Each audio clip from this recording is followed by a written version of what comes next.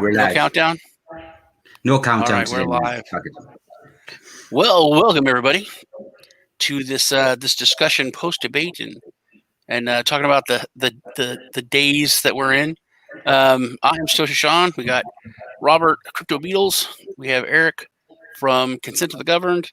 My buddy Lee, Bitcoin Ben, was supposed to be here, but he has he's traveling across the U.S. the world tour across the U.S.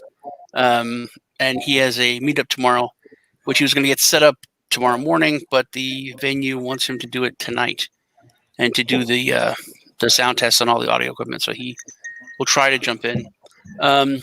Hopefully, we'll have Nicki Maple coming on to talk about some stuff going on in Canada, which is very scary and worrisome. Hey, Dennis, glad you're here. Stayed up to 2 a.m. to see us. That is great. Fucking hell. That's commitment, man. That's commitment. We appreciate you, bud. So how's everyone doing? Doing great, man. Doing great. Nice hat, by the way. Yeah. Thank you. My buddy sent it to me. Appreciate that. I like how you're following me, Eric. Fuck the no hat, man. What's that? I like how you're following me, man. We're the no hat guys. Oh, yeah. Well, I actually just trimmed up for this. I was like, shit, Beadles is gonna be on. I'm in royalty and in good company. I better clean up a little bit. How you doing, Beadles? He's wearing the crown, man. Yeah. I actually have the gray one in my closet. I should have sported it. Yeah. Gray, camouflage, white, black. I got a whole bunch of different ones. So I got a gray, and I can bust the beanie. The beanie's nice. Can bust the beanie out now that it's gonna start getting cold. But it was like 85 today here, so. Yeah, I'm in the mountains, and I'm still wearing sandals today. For October, I can't beat it. Bastard. Yeah, he's cold. Yeah. So what did you guys think of the debate overall last night? who wants to go first? I will. I'll just say right off the bat. At first, I was not very thrilled. I mean, I was expecting a little bit of fireworks, and it seemed like the whole mute button issue kind of tamed things down. But as I started looking back and thinking into it, because I actually watched it sober, I was thinking over, like, what would this strategy be? The first strategy, in my opinion, on the first debate between Trump and Biden, Trump was just trying to pin him down and being a bull in a china shop. Yeah. I think on this one, he was a bit obviously. That's weird. What's that? What's weird? You're cutting in and out there, Sully. Interesting. Still got me? Yeah, I got you. Oh, okay. Must be Biden's campaign. They don't want to hear this. Let's not blame it on that. It might be Wi-Fi in the mountains. No, so what I was thinking about, yeah. You're freezing up real bad and really? Going robot.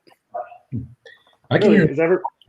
Yeah, I can hear him just fine. But no, you're frozen. Break it up. Really? Why? Hold on. Well, check your internet, Sean. We do a quick speed. It looks good to me, man. You and Lee both were popping in and out there. That's interesting. Maybe I'll put the live version on right here and double check. Anyway, still good? Lee, why don't you go first? You want me to go? I said.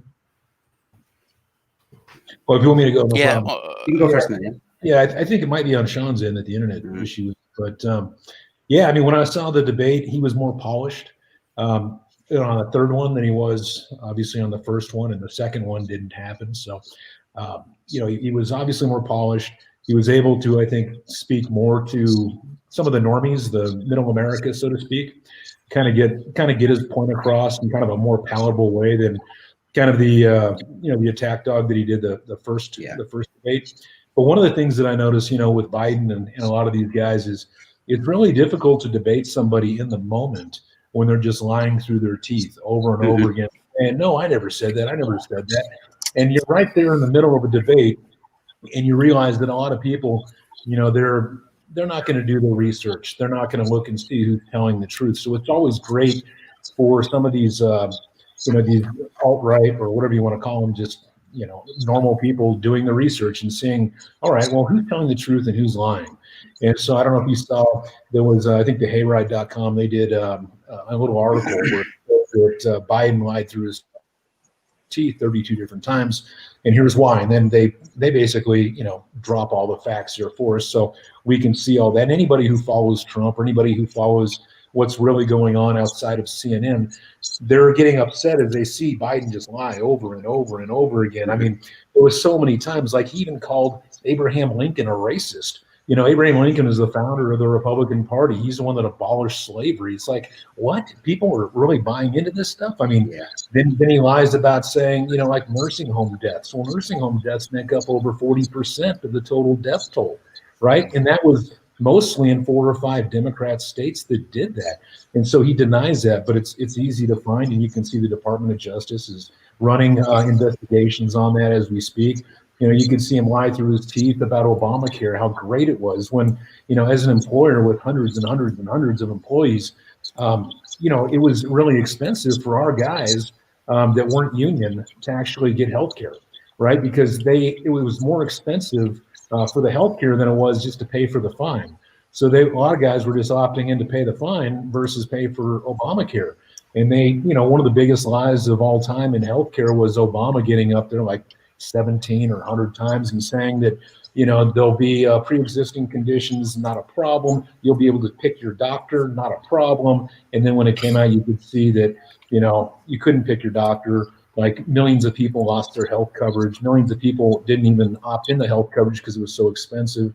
All these lies that he was doing, just kind of like, I don't know if you saw the one with 60 Minutes.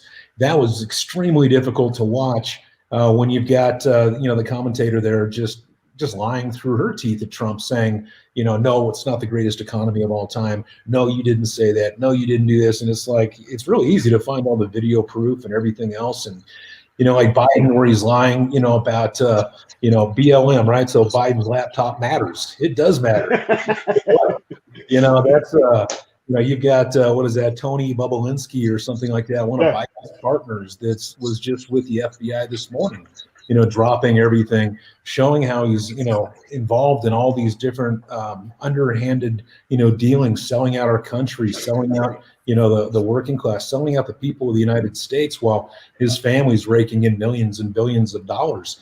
And so it's going to be really interesting to see what happens there, because we know that, they'll send like 19 FBI agents to go investigate, a noose that looks, it's just a garage door, rope, thinking it's some kind of hate crime, but yet where's the FBI with all these acts of treason? So it's going to be really interesting to see what happens, after the election.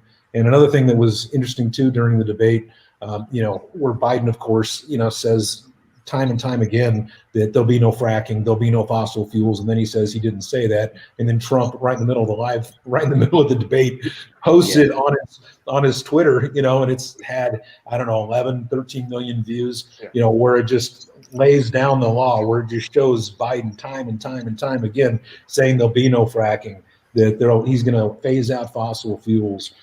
So he's just getting caught. There were so many things. There were that article. I think I retweeted the one you posted. It was like 39. Yeah, but it wasn't like things that they had to research.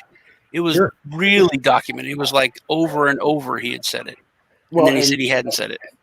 Yeah, I mean, look at the cages, right? Or he's trying to blame Trump for the cages when Obama's the one that built the cages and put the kids down there at the border in them. I actually Trump for it. I actually think that was probably one of the only parts where I think Trump was actually caught off guard, was just because he was like, there's no way Biden's going to bring up the cages because I'll just smash him on that too. And then all of a sudden the cages got brought up and there was a whole bunch of lies there. They seemed pretty desperate. I mean, I find myself rooting for Trump. And I'm not a really big government guy. I don't like the idea of having a president, until all of this stuff is fixed. But I'll tell you what, Biden is a damn disaster, right? And one of the reasons why I got into Bitcoin was fuck the government. as far as I'm concerned with the debate, I really like how Trump not just handled himself personally, but didn't just immediately jump down his throat when the guy lied, even though you could sit there and say, like, holy crap, he lied. He's letting somebody else do it. I think in the first debate, the strategy was to get Biden to turn on his own base, right? Because this is an election where one base against another base, we're not really looking at bringing in a whole bunch of, I would say, intermediate or independents, right? It's about pulling somebody's base to your side and making sure that the other person's base is destroyed while yours is bolstered. And I could see that happening with numbers coming out right now in minority communities, right? So even back in the 80s, it was said that if Republicans were to get 10% of the minority vote, they would win the election. If they got 20, they would destroy the Democrats for decades to come. And we're looking where Trump got 8% last year, and you could see in this debate, he was actually touching on a lot of things that really mattered to a certain demographic, most of which would be Black and Hispanic males. And he has been going up, like trending up since he started, but especially since Monday with some of the stuff he's talking about with, criminal, prison reform, a lot of those things. School choice works really well for a lot of women. And I'm looking at him, and he's not necessarily pandering to it because he's actually putting those policies in place. But there's still so much Biden was acting, stuff that they still don't call him out on, like the fact that no one will say, "Can you defend yourself for aligning yourself and being mentored by a wizard of the KKK, not a grand wizard, but still a wizard in the KKK." Oh, Biden coming out, with him and then voting with him and saying, "I don't want my kids to have racial children bust in. I don't want my kids to go to school in a racial jungle." Yeah. Not one person has just called us. Can you just defend that? That's it. Well, and not one debate person has asked him that. Yeah. Well, but I think that evidence is so clearly there that other people will, like Beadles said, other people will bring that up. People will bring that to the fold, and people will get that stuff out there. And as soon as Twitter bans it, it's the Streisand effect, and people will gravitate. That all ties in with everything we want to talk about tonight. I had to switch. I just switched to Chrome. I can't use my green screen. Try that code I gave you, Sean. That should work. It looks good. Me and Lee were talking about this. You talked about the strategy. I think that there really isn't a whole lot of strategy. I think Lee called him a bull in a china shop, which is just what he is. And I think on the last debate, there was no control. Yeah. So he was just a bull in a china shop, and it was just a big free-for-all. Whereas this time, he was forced. They controlled him to where he could go and destroy certain things. He was forced to attack more concisely than to just blow shit up like he did last time. Yeah. So I think the rules really helped him when it comes to that. I think he showed some serious range. He showed that he's not, in the first debate, he's not your typical silver-tongued politician. He's a guy that we hired to go in there and bang heads and get stuff done. You look at Biden, his talking points that he had last night, that was the same stuff he said in 2014. It's all sit around. It was like an SNL skit. And people, I've talked to people today that are they're not even in the U.S. and they're like, it was so fake. It was ridiculous. He's just looking at the camera and I think the American people should blah blah blah. And it was like, everyone could see how disingenuous that was. And then when Trump called him on, he's like, "See how we're just talking about China and the subject?" And then he starts talking about people around the dinner table. And that's the most politician answer I've heard. And he goes, "You know what? That's why I won last time, because they don't want that. That's why they elected me." And it's true. It. In a nutshell, that was it. Yeah. I think this time Trump was much more tactful. Where last time it was definitely bull in the china shop, and I think he took that approach because he thought he could overpower him. And then when it didn't turn out the way he thought, I think this time he had to just reassess and just give Biden the rope to hang himself. Yeah, he did that plenty of times, especially if the real fact checkers check the facts. Because what we've seen over the past 4 years is a president that's had received 92% bad reviews from the press. So 92% of the coverage you see on mainstream media is slandering or bashing the president. In spite of all of that, he's gotten more done than any president in the history of our country. Whether you like him, you love him, you hate him, whatever. You got to respect while the fact deregulating. he's done more than. Now, speaking on that, I was saying while deregulating. So most presidents, not just having, as soon as they start doing very well, let's say in an economy or anything else, and morale is up, that's when they start smashing regulations down your throat, right? This dude didn't. And then you get hit with a crisis, like a pandemic, whatever you want to say, and all of a sudden this guy keeps deregulating. That is, in my opinion, unheard of for at least the last 3 decades, maybe more. I think a lot of Biden kept trying to call him out. 200,000 people dead. 200,000 people dead, and you're like, we're like a giant country. You look at like Italy. It's not. I mean, there's no all of Europe. If you want to compare like all of Europe to the United States, or multiple countries to the United States, okay, but you can't say look at Sweden or look at this or look at that and compare it to our numbers. There's literally states that are bigger. I mean, Texas is probably bigger than a couple European countries put together. So we make up a cool petri dish. Huh? We make up a cool petri dish, right? So we can say, now that 40% come from. We have the logistics to be able to bring the numbers together in the United States to say 40% of all deaths came from a nursing home, but we can also say rules that worked in South Dakota may not work in New York, right? So we have all of this data because of the cooperation that happens with what we do, but I mean, there obviously are inquantifiables and things that don't work and stuff like that. And then calling out that it's the broad paintbrush. You're the president, 200,000 people died. And then if he says, yeah, but I put most of the control on the states, and then look at New York, it's like 40%. Yeah. Look at, those, that's what I think you should look at. I think by bringing up the total number, it's detrimental to what they're saying, because most of the control was given to states, and most of the states that were run by Democrats and had massive restrictions had a lot of dead people. I just simplistic way of looking at it. To Eric's point where he calls it a pandemic. So if you actually look at the data that comes from the CDC, okay, a couple months ago they came out and they said 94% of the people that died of a pre-existing condition like heart attack, motorcycle accident, but they might have had COVID when they died. So they died of something, but may have had COVID at the time of death. Then they say the 6% of people that did die, well, guess what? They didn't have proper testing in place to actually check to make for sure that they actually died of COVID. These were observations. So observationally, they're saying 6% of the 200,000 people actually died of COVID, but they're not even really sure about that. So that's 9,000 to 10,000 people.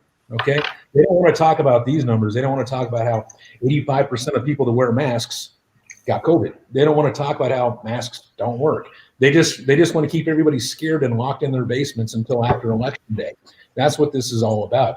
People have died 100%. It's horrible. Yep. It's nowhere near like what they're trying to shove down our throats. Also, masks do not save lives. Everything was about flattening the curve. And flattening the curve means everyone that's going to get it is going to get it, just not all right away.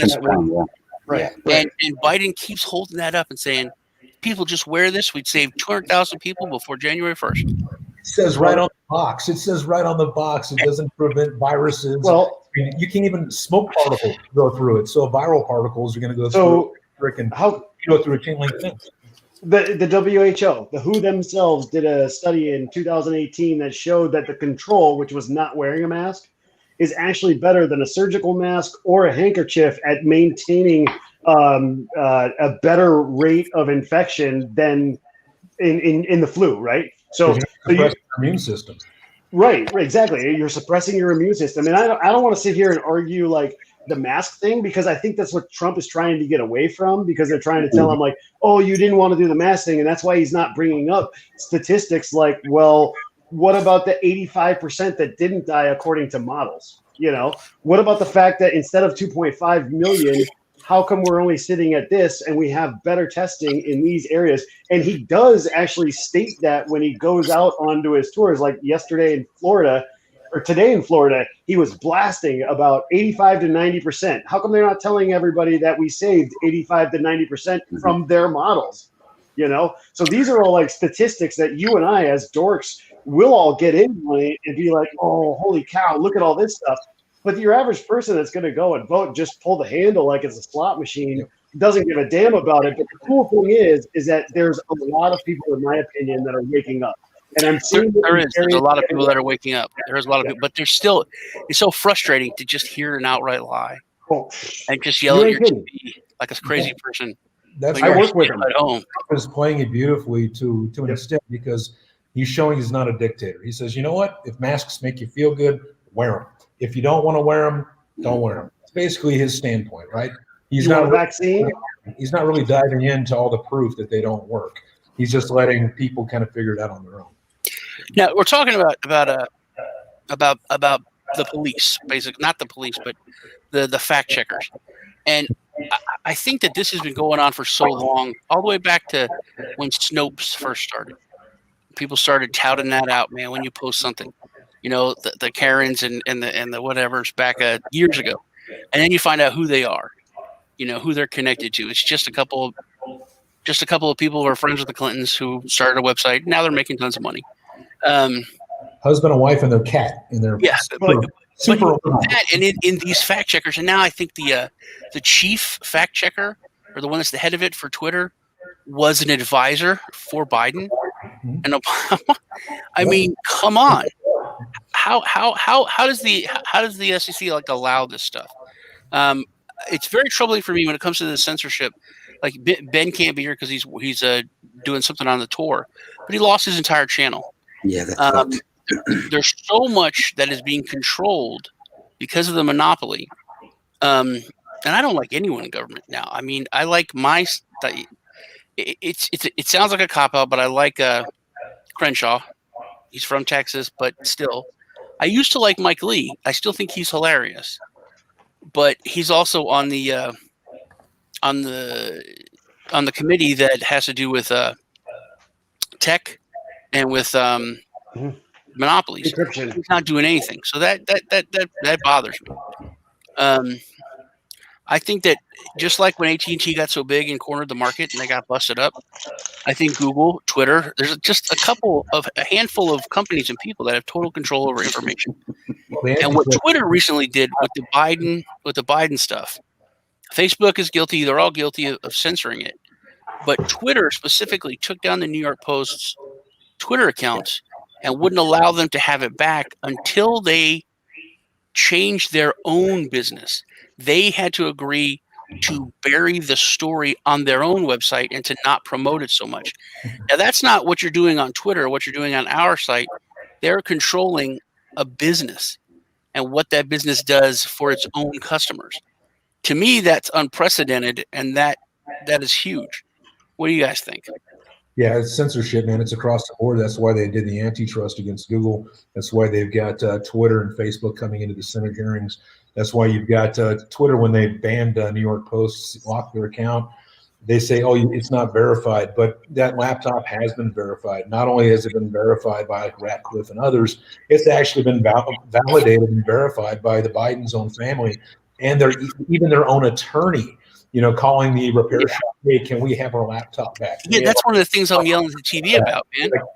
But, you know, Twitter, you know, it's not, you know, their boy's Biden, right? So, you know, they're going to do anything they can to suppress the truth getting out. But come after election, I think Trump is really going to be able to really be that bull in a china shop, the guy we hired him to be. And that's when you're going to start seeing, you know, this very wide and very deep swamp finally start to get drained. And some of these people have to pay for their price, you know, pay the price for all their actions. So it's going to be a very interesting next 4 years. I think you're going to see on election day, Trump is going to win in the biggest landslide in the history of our country. People don't like to discuss it. They don't like to talk about it. I get people hit me up every day. They're like, oh, do you think he's going to win? Oh, I don't know. I saw the polls, and I'm like, remember when I told you Trump was going to win against Clinton? Yeah. It was crazy. Yeah. I was right. Everybody else told me I was wrong. So on the day of the election when he won, I just put that little Trump meme with his middle finger out, and that's all I posted to everybody. And that's coming again, baby. It's coming again. I think history is going to repeat itself when the silent majority speaks. They already are. I watched. Look at these rallies, dude. Look at these rallies. I saw a poll, and it was when people that are interviewed or polled, are you going to vote for Trump? You know, and the majority of people said no. But when the same people in the same survey were asked, do you think both your neighbors are going to vote for Trump? Like 90% of them were like, yes. Or it was like 72%. Oh, yeah, they're both going to vote for Trump. But if somebody from the DNC calls you, if I'm the DNC and I call up Sean and I'm like, hey, Sean, are you going to be voting for Donald Trump this year? You know, this is Bill at the DNC or whatever. We're a poll group, you know, checking to see about a fair election, whatever. Are you going to say you're voting for Trump? Most people won't. Most people, they already did that poll. 60-something% of people aren't going to tell you who they're really voting for. So there's another poll that's out there that says like 65% of people aren't going to tell you the truth about who they're voting for because they don't want to be put on a list and they don't want to have their house burned down. Yeah. So I saw that some polls that said it was like 78% of people that are, if they were voting for Trump, they would not, they don't want to say it for fear of retribution. All right. So I was in Nashville last weekend. This is right downtown Broadway, right? So this was one of the most tumultuous things because they actually paid for a police escort, and you'll see this isn't even the start. This has already been going on for about 15 minutes. It went on again for another 20, and there were people like cheering, the majority of them, and then there were people that were just blowing the stop sign and going around cops and pedestrians stopping in front of the trucks. So, I mean, I don't trust polls, but I have to look at trends that I can actually see. And I can see that that's, you know, that's a thing. You know, the silent majority is a thing. My personal opinion, I'm probably right there with Beadles. But one of the things that we're going back from where it was with Twitter and everything else. To me, that's a contentious topic. I am very free market. I don't want any government intrusion whatsoever. So the idea of, 230, Article 230, where it says that a platform or, you know, all of that jazz, right, can't be an editor and everything else. The one thing I've noticed that has been left out of the news is that the only protections that are there is the fact that they can't be sued, right? That's their protection. They can't be sued for it. It's not saying that, you know, they're all going to go to jail. It's not saying that I think anybody and everybody should be sued for if they say something detrimental to somebody else's life, you created harm, in which case you should be able to be sued. And then that should be looked at in court with all of the evidence there. There should be no protections in my honest opinion. And I'm a business owner. I don't think that there should be any protections at all with anything. And we should all be able to be brought into court for things like that. And I mean, I think that's what would fix this problem. That's what this problem, I think the Decency Act, the Communications Decency Act of 92 was what fucked this all up in the first place with Clinton. We went from 1,500 news outlets to 5. Now you give those 5 protections. Nobody could sue them. Nobody can do a class action lawsuit for slander, libel, nothing. Sandman, he's the highest paid employee at CNN. So it's not if you have the right attorney, you can win, and you're going to see a lot of that. So just like with the FCC 230, they're going to be redoing that. But again, like you said, they can't be sued. Well, like Lynn, she found a way to sue them, and she got Sandman, a ton of money, right? I forget, it's undisclosed, but a crap ton of money. And you're going to see that with Twitter. You're going to see that with Facebook. You're going to see that with Google. The next few years, things like that. What was that young kid's name wearing the MAGA hat? Yeah, the MAGA hat. Hell out of CNN. Yeah, he's They got paid, but it was all not. There's still no precedent because they didn't go to court. It was all settled out of court. I wish they would have went to court. And that's something that bothers me about fake news. It's not a real thing. It's fake. It's not. It pisses me off. There's already a word for it. It's called a lie. It's called propaganda. It's called a lie. If you say something that's not true, and if a news agency puts it out, it's liable or slander. It's not fake news. It's like calling date rape not rape. It's date rape. It's not as bad. No, it's the same damn thing. Okay, you don't need a news. You don't need a word fake news. I think it lessens it. You know. Well, we already know what it is. I mean, just like, Lee was saying, it's propaganda. It's 100% propaganda. It's there by design. You look at Operation Mockingbird. You can go back. You can see all this. We're putting all these news agencies, and they all get their talking points, and they all go live at the same time. They all say the same thing. It's to program the public. And so you've got things that are popping up like OAN, places you can go like the Next News Network, places like that where they're outside of that propaganda programming stuff. And anyways, a lot of this stuff is going to come to light. People are waking up to it. People are getting smart to it. Not fast enough, obviously. Not fast enough. I have a quick question, real quick. And it has everything to do with the debate, but I want to ask the Beadles. Because you mentioned Project Mockingbird, I wasn't going to say anything about it. But have you heard of Operation Dark Winter? Yeah, that's the pandemic where they released a super virus into the U.S. And that's what Biden was talking about last night, where he says, "Oh, Dark Winter." Well, that's a code name. That's a project in the early 2000s where it's a simulation. It was a simulation. Yep, exactly. Yeah. There's something I wanted, and I wish that Nicki Maple would be here. I like to stay informed on everything. Yeah, I could tell. No. I listen to your channel, quite a bit and everything else, and obviously Rice is a good friend of mine, so we're constantly talking about all of that crap, but. I found that very interesting, and it was right before we got on, and I was like, I wonder if people are going to start talking about this stuff, because I've noticed that even in my own life, and then even watching news, anything, even like Q or any conspiracy theories that I have been looking at for 20-something years are starting to come into this paradox where, like, we're going to hit this pinnacle. That word, the code word, they can put it out there. It's a legitimate conspiracy. And then when people start talking about it, then they just say, "Oh, you crazy conspiracy theorists." Well, that was coined by the CIA. Certain things aren't. My man. By the CIA. My man. But certain any things narrative outside the mainstream media becomes a tinfoil hat wearing conspiracy theory. That's why the word exists. That's why the charge exists, because conspiracies are real. They just, once they're proven, they're not theories anymore. There's code name Operation Winter. It's not a theory. It's a thing. But there's stuff going on in Canada right now, which are insane. I don't know if you guys know about it. But they actually already built detention camps. Camps, yeah. Which I wanted to go over. I wanted Nicki Maple to be here because he lives in Canada. They requested for 36,000 units of tear gas, extra riot police. Right after they put the request in, they put in a request for provisions for third parties to start running more of the isolation camps. They already have isolation camps built, and they have been forcibly taking people there. That's not like a theory. That's what's happening. But they wanted to go for third parties to start running these, like a Blackwater kind of thing. Now, Quebec is forcing people to go into those camps. The thing about the request is it's all, it's documented, and it's a government, so it's all there. The request states that the extra money they need will be used to care and house people for public health. And here's the thing. Here's the scary thing. And other related federal requirements associated with the COVID-19 response. That is such a broad statement that they could take you from your house and put you in a camp for something else related to the response.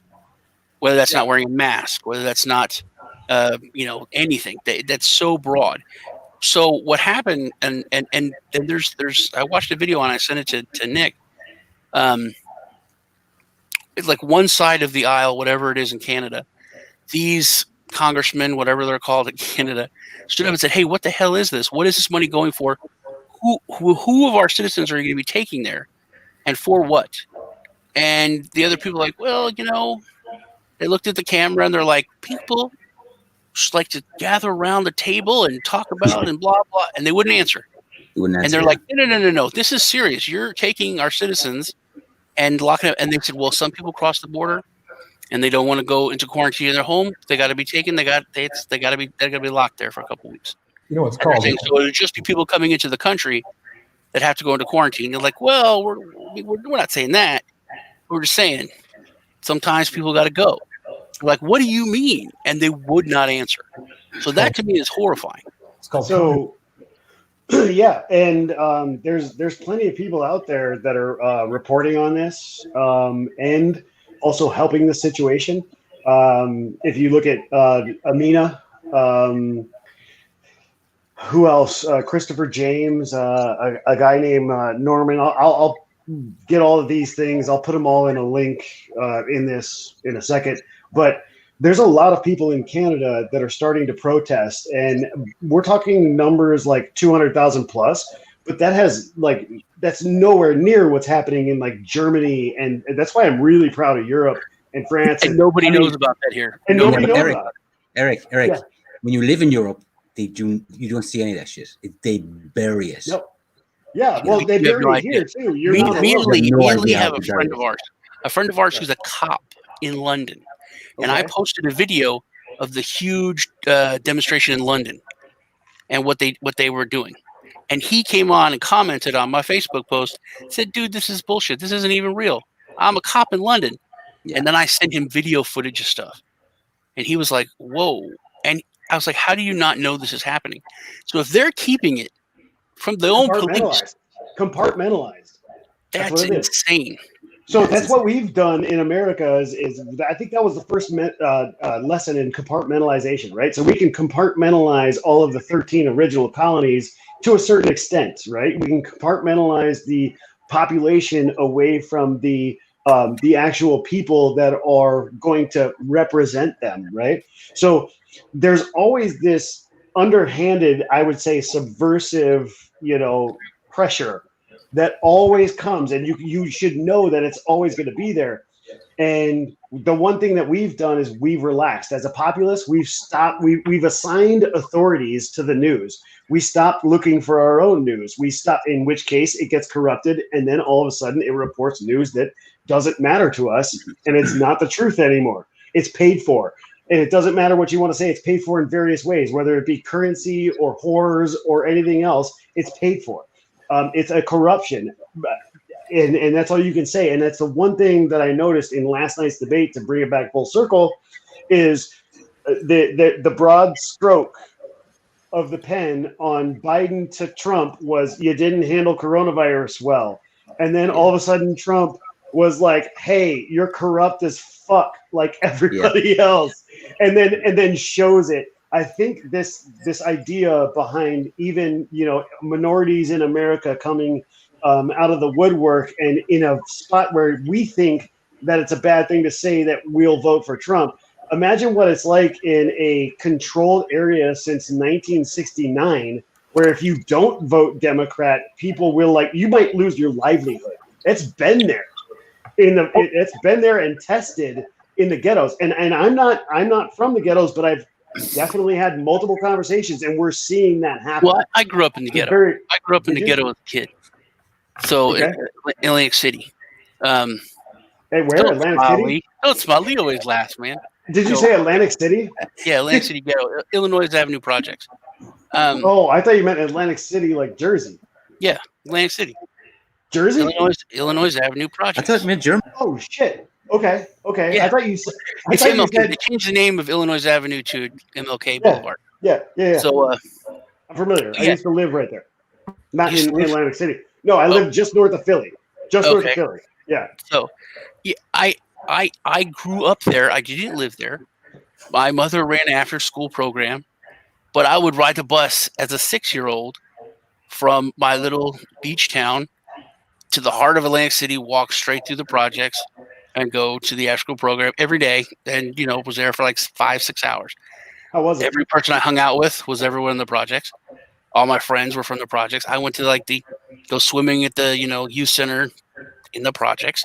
So that's where I grew up. It wasn't weird. Why are we talking about that? Is that weird now? It's weird to tell people I grew up in the project. No. I mean, that's an interesting, story. I mean, obviously, your formative years, you're used to that sort of thing. Yeah. Now, do you live in the projects now? Well, he's saying back then he would have had to vote blue, I think, is what. Oh no, that's okay. Yeah. I just mentioned that, but yeah, no, Thanks, you Beadle. said that. You said there are people that are worried about it because they're from the projects, and you said I've never lived in the project. I just mentioned that. So here's the thing that I've heard now, which is another horrifying thing. If you guys know the name of it, I should have written this down, but they're talking about if Biden wins, that they're making like a ministry of truth or a ministry of something, just like 1984, to look at people that posted about Trump, to look at people that were on that side and to round them up and ask them. This is legitimately being talked about by MSNBC, by CNBC, by CNN. A lot of news anchors are talking about this ministry or this agency that we need to look at people who are complicit in doing this. And to me, that's Orwellian. Yeah. On steroids, just in 1984. There you go, James. Have you guys heard about this? Yeah. Yeah. So here's something really interesting. I'll leave it quick 2 points and give it out. If you guys haven't heard of the Not Fucking Around Coalition, have you heard of the Not Fucking Around Coalition? No. Never? Dude, yeah. So Beadles has. It is legit one of the largest groups, way bigger than Black Panthers ever were, all African-American, and every single one of them are armed to the teeth. And they were in Louisiana and everywhere else. Yeah, I didn't know that was the name of it, but yeah. Well, they said they wanted Texas, right? So we don't talk about that, but we talk about what Biden said as far as the Poor Boys, which is the Proud Boys, which actually has a minority, not necessarily a leader, but a head figure, right? So yeah, we're using these different groups in different ways, or we're just completely ignoring separate groups of militants, right? And we're boasting big groups of militants and calling them racist, So in my opinion, this is the second point. And I've talked to a lot of people that have been involved in different special operations forces in Central America throughout the 80s and 90s. And they say this is the exact same thing we were taught to do and did. It's divide the country and conquer it and do it in these ways. And they are very scared. I have never heard this amount of stuff from people that have been doing that for years be this frightened about what might happen next, because they know what typically happens next. Yeah, so Venezuela, dude, it's a lot of these CIA operations that do this. They go in, they divide and conquer like they did in Iran to remove leadership. They've done this all over the place. But one of the things that you're going to see Trump win in the biggest landslide in history, like I keep saying, because one of the things that nobody's talking about that you can't find statistics on is how many Democrats see what a crap show this country has become and are not going to vote blue when they get in that voter booth, and they're going to vote for Trump. Nobody talks about the Democrats that are going to convert. You've heard about walkaways. They're the public ones. They're the ones that are public that walk away from their group. But they don't talk about the people that are registered Democrats that once they're in that voter booth, they're going to be like, screw Biden, I'm voting for Trump. They may not vote red across the board, but you can guarantee they're going to be voting for Trump. And that percentage, I feel, is going to be very, very big, because this divide and conquer stuff, if you look at America as a whole, I would say 80% of people are really good. I would say that 80, maybe 90%, just like with cops, just like with everything else. You're going to have some bad ones, but you're going to have the majority that are good ones, just like with Americans. Most Americans are not racists. That's what they like to pander and project and say all this stuff. All these Democrats that are projecting the most, saying how we're racist, they're the ones that have the most racist comments you can ever find, that were part of Robert Byrd, with the KKK, where they were speaking in his eulogy, praising him as a mentor. These are people that, were against Lincoln, that were calling Lincoln, there's all kinds of crazy names for trying to free the black people. I mean, all this stuff that the media tells us, it's just, again, it's fake news. And I think that when people go to that voting booth, they're going to end up voting for Trump. And I don't think America is nearly as bad as what these people are trying to tell us. They can't show us. They'll set up these little scenes and make things look really, really horrible and say, this is America, but it's really not. I say, like I said, 80% of America, I think, are great people And I don't think there's systemic racism. I don't think there's all this craziness that you see on the news. I think it's just them trying to do their communist crap and try to skew the way we think. Did you see I the have a lot of numbers? friends. Hold on I have a lot of friends that voted for Trump, and over the past 4 years are like, I'm not voting for Trump. I'm going to vote Democrat because he's such a dick and he's done this and he's done that. And But I can tell you that 90% of those people, once Biden won, they're like, shit. Okay. They're like, there's no way. There's no way. They're voting for Trump. And no one's even brought up Kamala Harris, who is just the worst. She is a terrible person. She has done so many terrible things. She has kept people in jail that she knew was talk about winning at any cost. She knows people are innocent on death row, and she hid evidence in order to keep them down. She's put more black people in jail for tiny crimes than anyone else. Forget about the more lascivious and risque stuff she's done.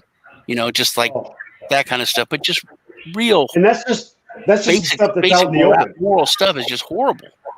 Yeah. And to me, I liked her the most during the primaries because she was the only one that hit him hard. You are a racist, bro. You were connected to this dude in the KKK. He was your mentor. You voted against busing black students into school. You've been around so damn long. You voted on civil rights, for God's sake, and you voted the wrong way. She was the only person. And then she's like, "Oh, you're okay now, buddy. I love Joe. He's our Joe." I was like, "Dude, she's what was her name? The first day if Biden was to win, she'd be waiting for him to parking lot of the crowbar." I think her husband just came out on a video and ended up saying, basically dropping it like, my wife's going to be, I'll end up being the next first lady. No, don't get caught up in that. That is a video that actually came out when she was running for president, and they re-released it a couple days ago. And so it makes it look like he's saying it yesterday. But if you look, the audience that he's speaking to, nobody's in a mask. It's from when she was actually running for president, where she ran for like a minute. That was lie. They resurfaced that video again, and it makes us look bad when we point to it because it's like 5 years ago that video actually came out. Yeah, I recently saw it, man, and now I feel bad about even mentioning it. I was like, wait a second, but that's how hard it's gotten. Like, I'm a guy who normally would look at all of it. I was guilty of it too, man. Speaking about videos that are coming out.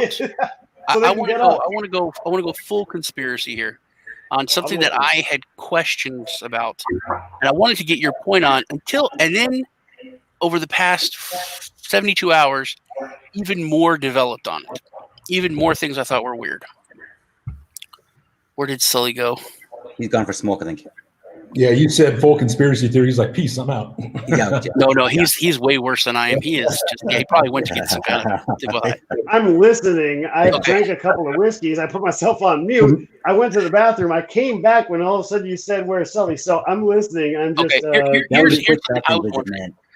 Over the past couple, he's like, peace, I'm out. Where'd he go?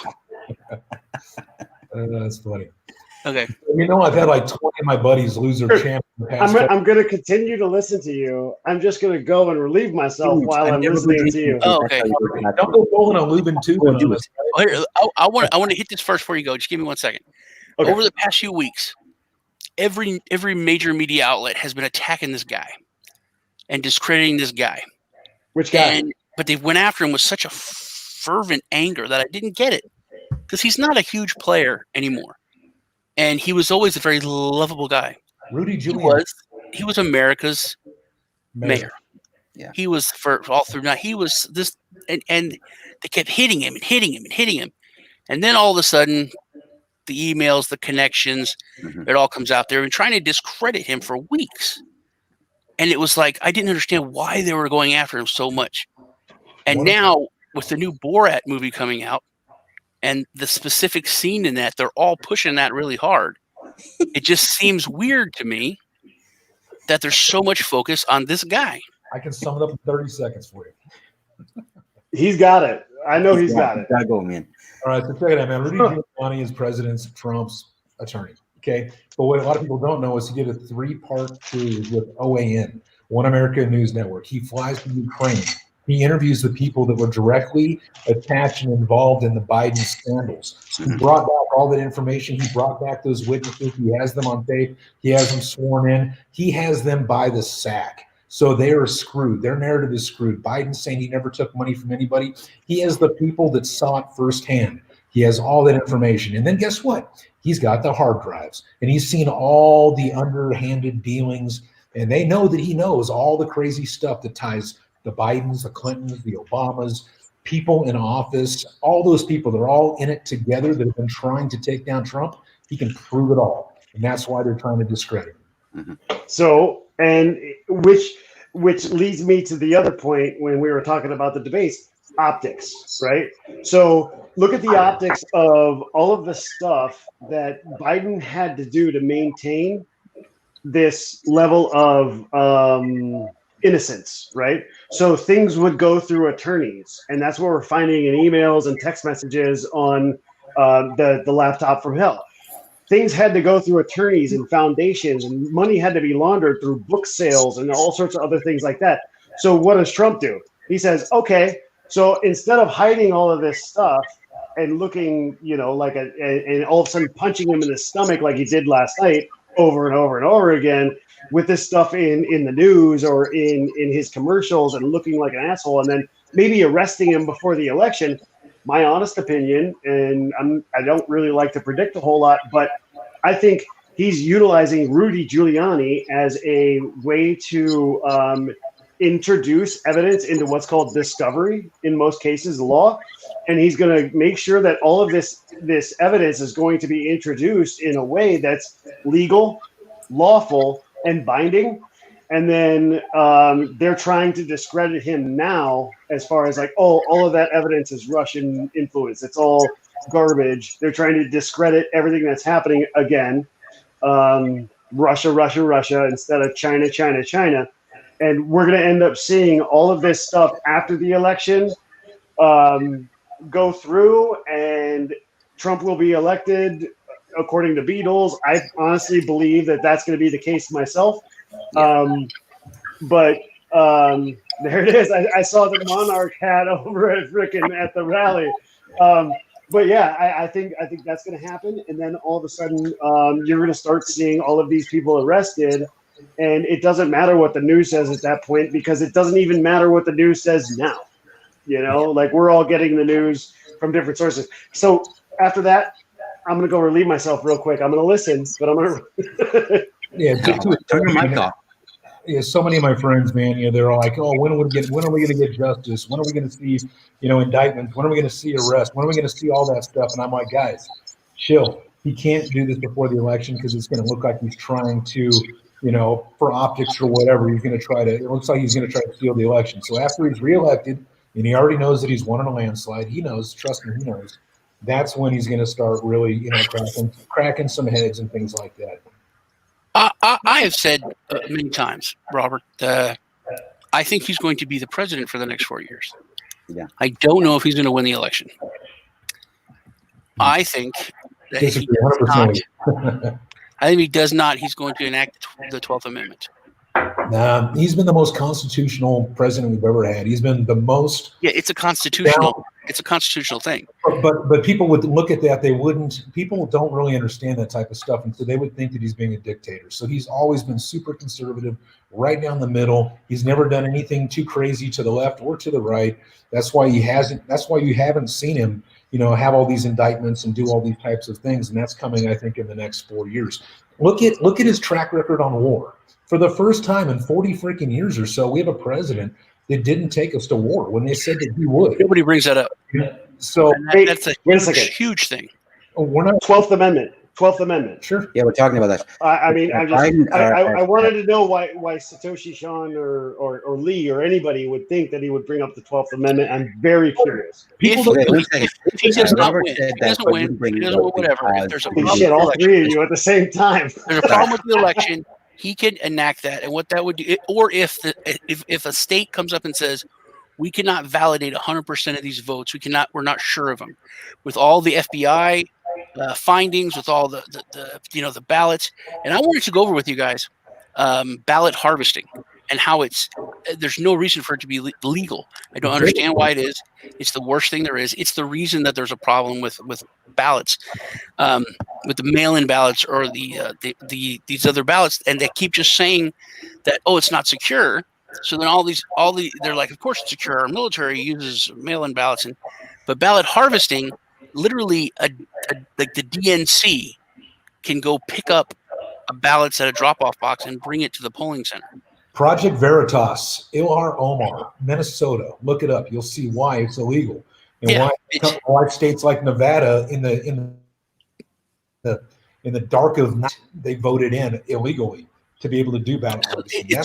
But if a state comes out and says that they can't verify they're 100% of the votes for the election, that's enough for Trump to say, well, then we're going to have the 12th Amendment. Each state gets one vote. So he would win.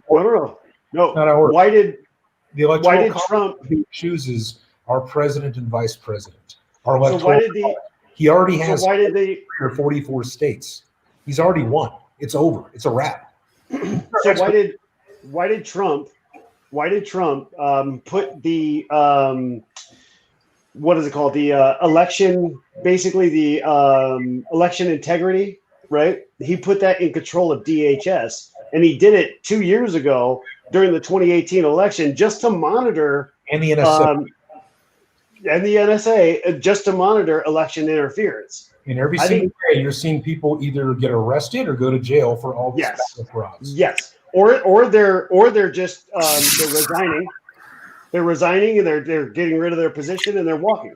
In all honesty, I've never seen so many people be arrested for voter fraud than I have the past 2 years. To look at Travis County, Texas, your own backyard, Sean, 750,000 ballots by Biden's campaign dude. He's been locked up, from what I've heard. 750,000 ballots he got popped for. Stacks of driver's license, stacks of IDs of people. Busted, caught. How? Another NSA, DH, Department of Homeland Security. There was another place in Texas where I was talking about it on our show today, Robert, that this is why I was running for mayor.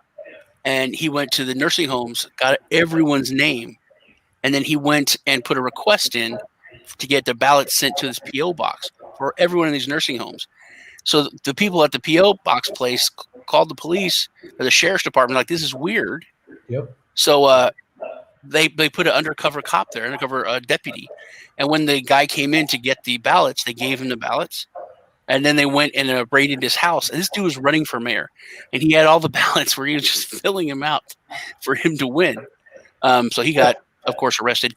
But the sheriff said, we found this on our own, but this has to happen all over the country. I'm sure that's why Hillary won the popular vote in 2016. But that is why Trump won the Electoral College. They're supposed to mimic each other. And if they don't, it tells you there's voter fraud. That's why our founding fathers put this in place. And that's why Trump has already won. He's already our number 46 president already. He's already got 43 or 44 states already. People don't talk about that. They're already trying to do damage control. The Dems, they're trying to figure out, what island they're going to. They're trying to figure stuff out right now. So they're kicking and screaming and trying to make as much noise and craziness as they can. But dude, there's a reason why even Ice Cube, after months of just trashing this dude, said, "Hey, I think I want to work with him," because he got inside information. It's Ice Cube, right? You wouldn't think that. No, it's already traveled all the way down to Ice Cube, and there's starting to be this thing that's going to happen. My honest opinion regarding anything, Electoral College, the voting system, where we're at. If Trump had an issue, he could have handled all of this stuff through the most power any president has ever had, due to the fact that he was able to enact just decades, centuries old laws that were completely constitutional, let alone rightfully so. He could have done it, and he didn't. That's the one thing that the only other person that's ever proved that, in my opinion, proved that to me, at least in the history that I've been able to read, is George Washington at the first turnover of power after power back. He has in all 50 states. He right now could be a total dictator if he wanted to. Yes, absolutely. Full-blown power. As a matter of fact, John Adams said when the Constitution and the Bill of Rights was created, if this happened, the president will have power that of a king. And it was argued back and forth between the Federalist and Anti-Federalist papers, back and forth, like what would happen? What should we do with all of this stuff? And the people that were Federalists said, hey, we have to do it to protect the security of the nation. We have to do it to protect this relationship. The Anti-Federalists were like, oh, fuck, we can't do that because it would be like you and I. We have these conversations where we're like, no, decentralized all the fucking time. It has to happen. But reality sets in and you're like, come on, we have to do something right now, but let's not give all of it up. No, this shit, everything. This dude had even one of my great uncles, Benjamin Franklin. That's one of my great uncles, Ben Franklin. Yep. And so, when you look at the Constitution, this was all stuff that they fought about back and forth. And anyways, Trump right now has the most power of any president other than possibly, like you said, George Washington. And he hasn't used it. That tells you his character. That tells you who he's actually looking at for. And it also tells you that he knows that he's already won. Because right now, you can see this death spiral the Dems are in, these liberals are in. They're just, like trying to, discredit Rudy Giuliani and all this stuff because they know the truth's going to come out.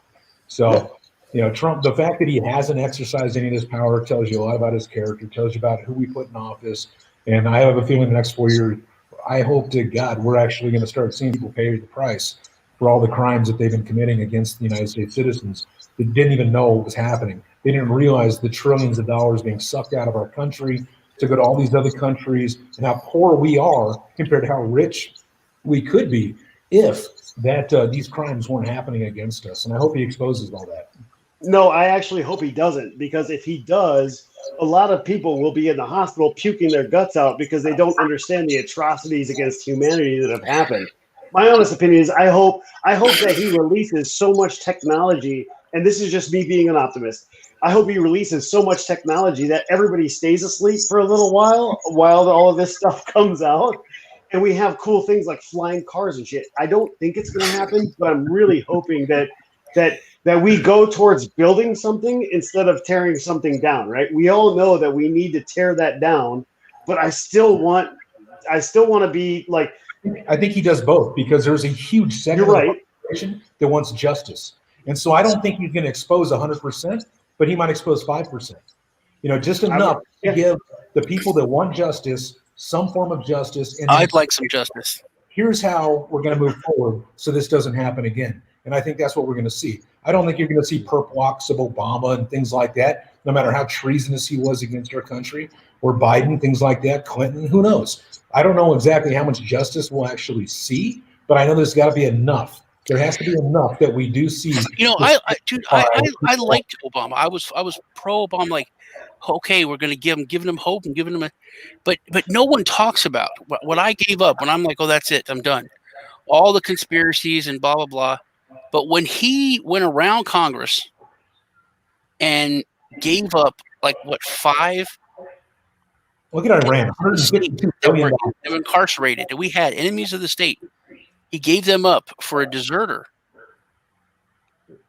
That's the most criminal thing I could have thought of.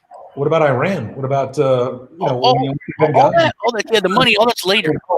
But when he all that happened later, but after I gave up.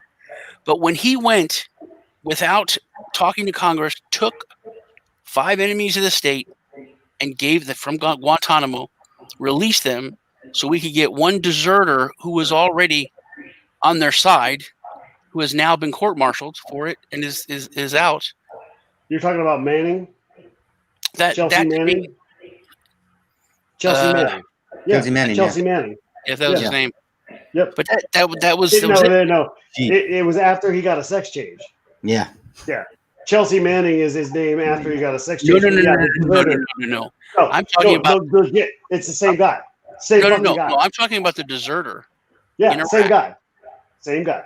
That the Taliban or the Taliban got. Fucking same guy. That's Chelsea Manning. Yeah. Now, she just committed suicide a year and a half ago. because she did the look it up. Yeah, same shit. What do you guys think is going on with Assange. Ghislaine Maxwell and the new court case? And what is going to happen with that? Do you think?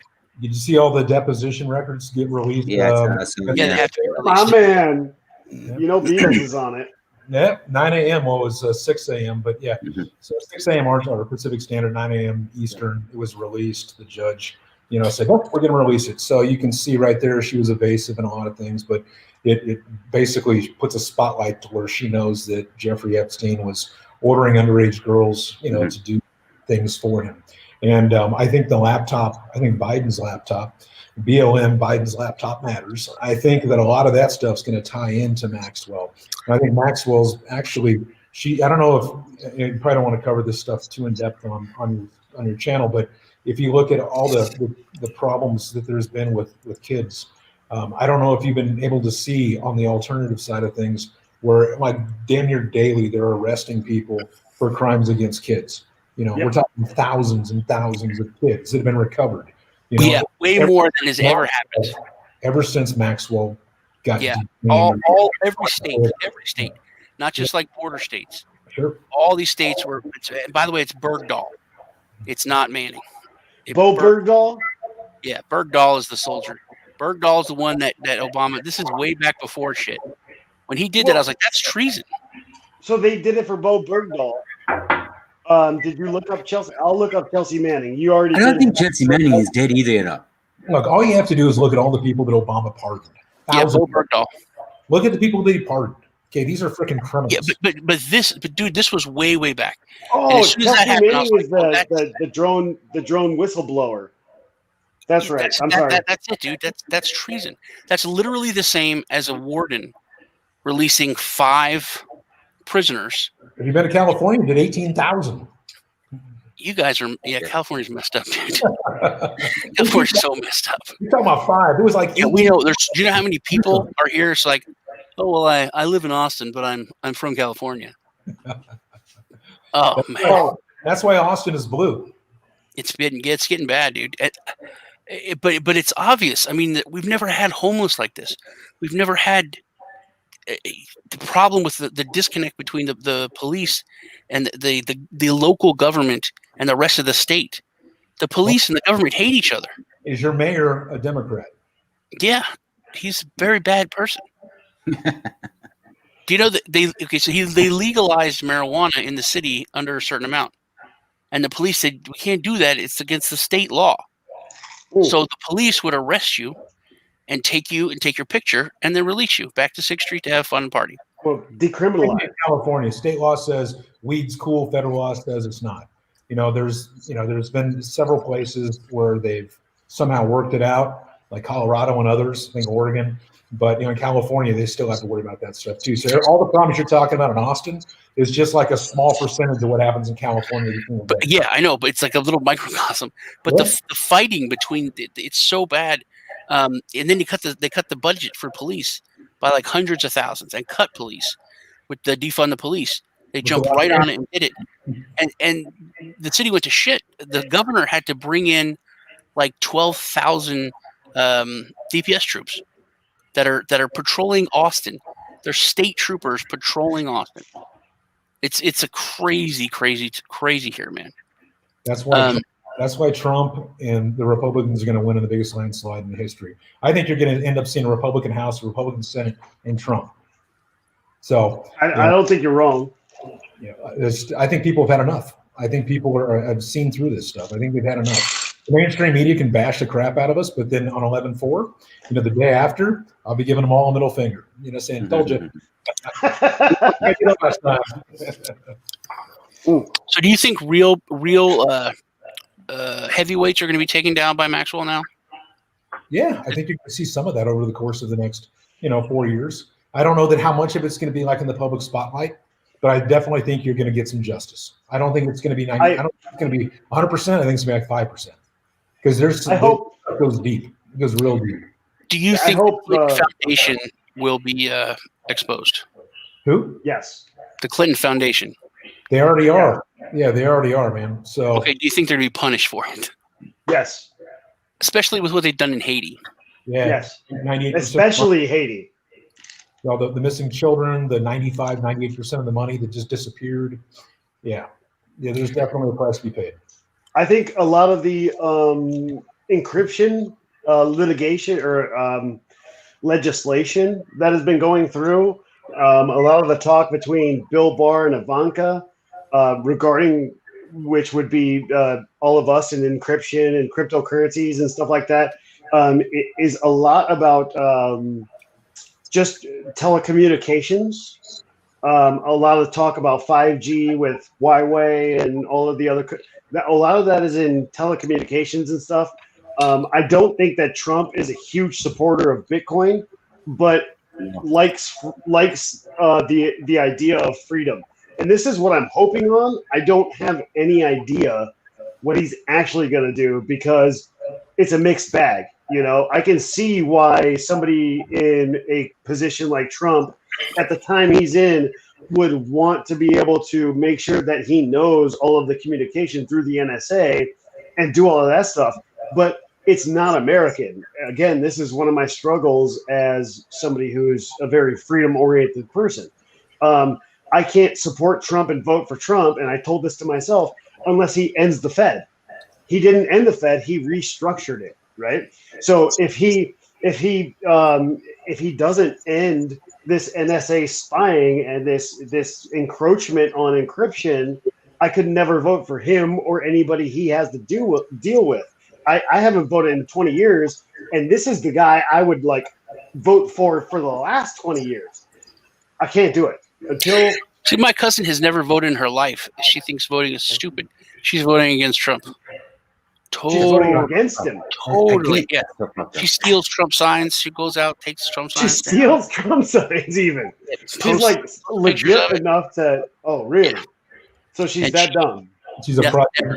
Never she posts pictures of herself stealing personal property out of somebody else. She stole what's his name? The other, it's a product of sin. Man, she's totally took the Kool-Aid, man. You know, because I try to talk to her. My niece, there's no way, man. I can't. You can't have a conversation. They're like, you're stupid. I'm like, you and I both know I'm smarter than anyone here. If any of your kids want to help with their homework, they're gonna ask me. If any of your kids want advice on life, they're gonna ask Uncle Sean. They're not gonna ask you. We both. And then know all of a sudden they're like, "Who should I vote for?" You know, and she's like, "Yeah, we can't be perfect with this. You're stupid." Like Proverbs says it best: "Never argue with fools," right? Because they're just gonna drag you down. So, again, I mean, when you look at all the stuff that's going on, man, people have had enough. And to Eric's point about ending the Fed, well, Trump's done that. You just don't see it yet. It's restructured. He's a 5D chess guy. So what he's done is he's actually brought the Fed into the Treasury. He's basically going to bankrupt the crap out of the Fed. Out of the Fed, yeah. And then he's going to remove the Fed. He's already putting people in place that believe in asset-backed currencies. He's putting them in place in the Fed. So when all the assets belong to the Treasury and all the debt belongs to the Fed, they're bankrupt. Who is the king of bankruptcy? Who has restructured so many corporations? Who sees this stuff better than anybody does? Yeah. Trump. He's done it several times with his own corporations. He's just doing this on the biggest scale that anybody's ever seen with the Federal Reserve. And people say I'm crazy, but just wait a year. Wait 2 years, and you'll see what happens to our currency. Dude, I'm right there with you. That is my exact line of thought in all of my logistics thinkings. Like, what would I do if I was that guy? Right? Best bankruptcy cat ever to hit the scene in business. That guy. Even his opponents would say that. My thing is that when all of this is done, is he gonna do the George Washington thing and honorably let go of all of this power? That's what I'm worried about. And I bet I can't say that. You may be able to say that. I can't. Just because absolute power corrupts absolutely. I never thought about this until you just said that. And the first thing that came into my mind is Pence. The first thing. And just from a reactionary point of view, Jared Kushner. When it went from Reagan to Bush, I could see that. I could see Trump doing that with Pence. I can see that. I can understand what you're saying. What he's, ultimate power. Jared Kushner. But I could see him. I could see him just going to Pence. But here's the thing. So, Eric, if you're right, then why hasn't he exercised his absolute power already? Why hasn't he? Because you don't have to. I mean, but no. What makes you think he's going to do it? What makes you think he's going to keep all this power at the end, rather than just have his sons run for presidents and keep, a legacy of the? I mean, think about this. You could have another 40. The art of war. Just through his family, just through his kids. The art of war. The art of war is why I think that he is doing what he's doing. And yes, TANCON 2171, more worried about civil war. I'm not. I don't think Beadles is. I don't think we're going to see that. I think we'll see some uprising stuff. I think people will get really pissed. I think it's not going to be great for the next few years. And that's just me. But I always err on the side of caution. And with a guy like Trump, who I know, he had no reason to run, right? So one of his main benefits is actually one of his main, backhanded compliments, right? So one of his benefits is he can't be bought off. So what is he in this for? He's in it for ego, in my opinion, because that's what humans do. It's human. It's just human nature. So if he's going to be in it, not for the money and not for the power, he's going to be in it for the ego. I thought of that too. I've always thought that it's just the ego. But he said something in the debate that did hit me really hard. Okay. He looked at Biden and he said, when you did that, that's when I decided to run. And you could tell it was real. Yeah, it was serious. It was very sincere and very strange. Right. Yeah. Like he was being personal, and he never is. He's like, I decided to run when you did that. Yeah. I thought that was something very telling. That's but a good point. I never. One of the things that stuck out for me too, Sean. Yeah. Yeah. I mean, you're right, but I've never trusted anybody in power, and I think that's healthy. Yeah, that's healthy. I don't think anyone can get to. I've always said this. I don't think anyone can get past the state level without having made compromises with themselves, shitty deals, with whatever. They had to have made some compromise, unless there's a special thing. They're a war hero. Something happens, they get thrust into it. It used to be. Can't have worked to get to that level without making compromises. So Reagan said in one of his most famous speeches, he said that not a generation will pass where like basically freedom is not passed through the bloodstream, right? Every generation it's owed. You owe it to the next generation. Yep, we're one generation away. How many generations away are we? This 69. We're legitimately summer of love away from the last what is now the new summer of love, right? They thought they were going to get 1969 again in 2000. So we're sitting here right now, 50 years later. That's 3 generations, depending on how you mark it. That's 2 to 3 generations, and nobody has paid attention. We had the bountiful 90s. That was huge, even though we had short terms in the 80s. And we were all looking at like grunge instead of Rage Against the Machine, right? We got to say, like, where I was born and grew up, I don't know where you guys are at, but I think we're all about the same. Where we grew up was probably one of the best times to ever grow up in. But now we can say this is the most contested thing we have ever seen, and our parents have ever seen, and our grandparents have ever seen. And I know this just from, discussions with multiple people from around the country. So one quick thing, man, and one of the things that I've done throughout my life is I've always looked at a person's actions and then measured it to their words. And so everything that Trump said he would do, he's done. And everything that people were scared of him doing, he didn't do. Whether it was going into wars, whether it was being this total egomaniac, he's never done any of the stuff that they accused him of. 92% of the media is all biased and fake and just negative against him. Everything that he's done, he's been our greatest president we've ever had, other than maybe Washington. So I'm not worried about some of the things you're talking about, because I can look at his actions over the past 4 years and realize that he's done everything that he said he would do and more. And I think over the next about the long con, he's going to do, I don't believe that. I think he's going to make America great again. So like you're saying, it was the best when we were growing up.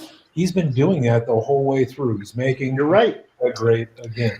That's what I think he's doing. You're talking about a civil war. I think if anything does happen like that, I don't think the civilians will be involved. I think it would be a military. I think it would be a military and police short-term thing within a week or two. No. Multiple different CIA and Army Special Forces, Special Operations, PSYOP Command, a few different things. A few different people I've talked to and things that I've read would say that we're actually, let's put it this way. I haven't said it yet. My brother knows a few people, and I was actually invited to participate in a Special Forces operation in North Carolina this year. And it was supposed to happen in March. And part of what it was going to be was a scenario where all of the armies of the North would come down the 13 colonies and try to get everybody in, basically encapsulated into this thing. And then we would all have to fight back north. I thought it was very interesting that we were going to do that as a, simulation. And then this happened. It was actually ridiculously, it was something I wouldn't have expected to be invited to, even know somebody that would be invited to that. And then B, all of a sudden in March, it gets canceled because of this, I think it'll be sheriff's departments versus some local police. And I think that the military, I think that the military will figure it out quickly. I think and that's the thing. Trump has been such a proponent of both law enforcement and the military that I don't think it would go any other way but the liberty. I don't think that if there's any kind of a blatant coup, which that was a coup, what happened in the past 4 years was an attempted coup. It's obvious it was an attempted coup. Fine. I wish I had that faith. I do. I wish I had that faith. I mean, I wish I had Beadles' faith too. When you look at sheriffs that have come out and say, this is wrong, we're not going to do this. What's that? Sheriff's departments have said it's wrong, they're not going to do it. I do have faith in that. I do. Go ahead, Robert. Sorry. That's huge. Like with Eric, I get the skepticism. I see how it's easy to kind of, think in that manner. But it reminds me of conversations I had with people about Bitcoin in 2011 when I told them this is going to be great, and they thought I was a crazy person for talking about digital currencies. Now even in China, they have their own digital currency that's being tested, with millions or billions of other people. I'm just telling you, a billion other people. But anyways, the stuff with Trump, I think time is going to prove me right that he's not a dictator. I think just like with Bitcoin, time is going to prove me right that it is an asset class, that it is something of value, that it is something people will hold, but it's never going to be that dollar replacement that a lot of crazy people in the space say that it will be. Yeah. I think time's on my side. I want to just follow up on that, Robert. So 1010 said in the chat there that, it's not just about ego with Trump. He really loves America. 100%. And from somebody that's looking in, there's two things that stand out to me. Biden seems like he is a guy that has done his time. He's done his 47 years, and he thinks now he's entitled to get the presidency. With Trump, every time you look at him, and we watch him every day, he comes across as a guy that genuinely loves America. He epitomizes what it is to be an American. And the world. Really stood out at the debate, I thought. Yeah, I mean, look what he did today, just for the world with Israel and Sudan, right? So, I mean, you've got, peace in the Middle East. He's talked about this in the beginning. He's doing it. Only politician in the history of our country that's ever done what he's, trying to actually bring peace to the Middle East, to do it at the level that he's doing. I mean, he's just doing everything that he said he would do. And so, I mean, which is a shame that he was foreign policy last night. Yeah, that's why they didn't want to talk about it. But if you look, our founding fathers were a bunch of Trumps. That's what people don't want to talk about. Very wealthy, very egotistical guys that loved their land, that didn't want somebody on the other side of the pond coming over here and pissing on their parade. It's that simple. We had a bunch of Trumps that started this country. People don't like to talk about that. Yeah. Well, people don't also don't want to talk about the bankruptcies of America, right? Sure. And I am political people that sold it out. right. Exactly. Man, people. I was actually surprised when Biden mentioned Abraham Lincoln, because the first thing I thought was like, why the hell would you mention that, right? And I have the utmost respect for anybody in our, as far as forefathers, for a couple of different reasons. One of which is I probably don't know everything they did, the good they did, the bad they did. I will never understand that because the winners wrote the history book. And I'll say this, that we haven't won in America since 1860. And we might have not even won due to different, secret societies, as JFK said before he got shot in the head. Mm-hmm. Who the fuck knows at this point where we stand?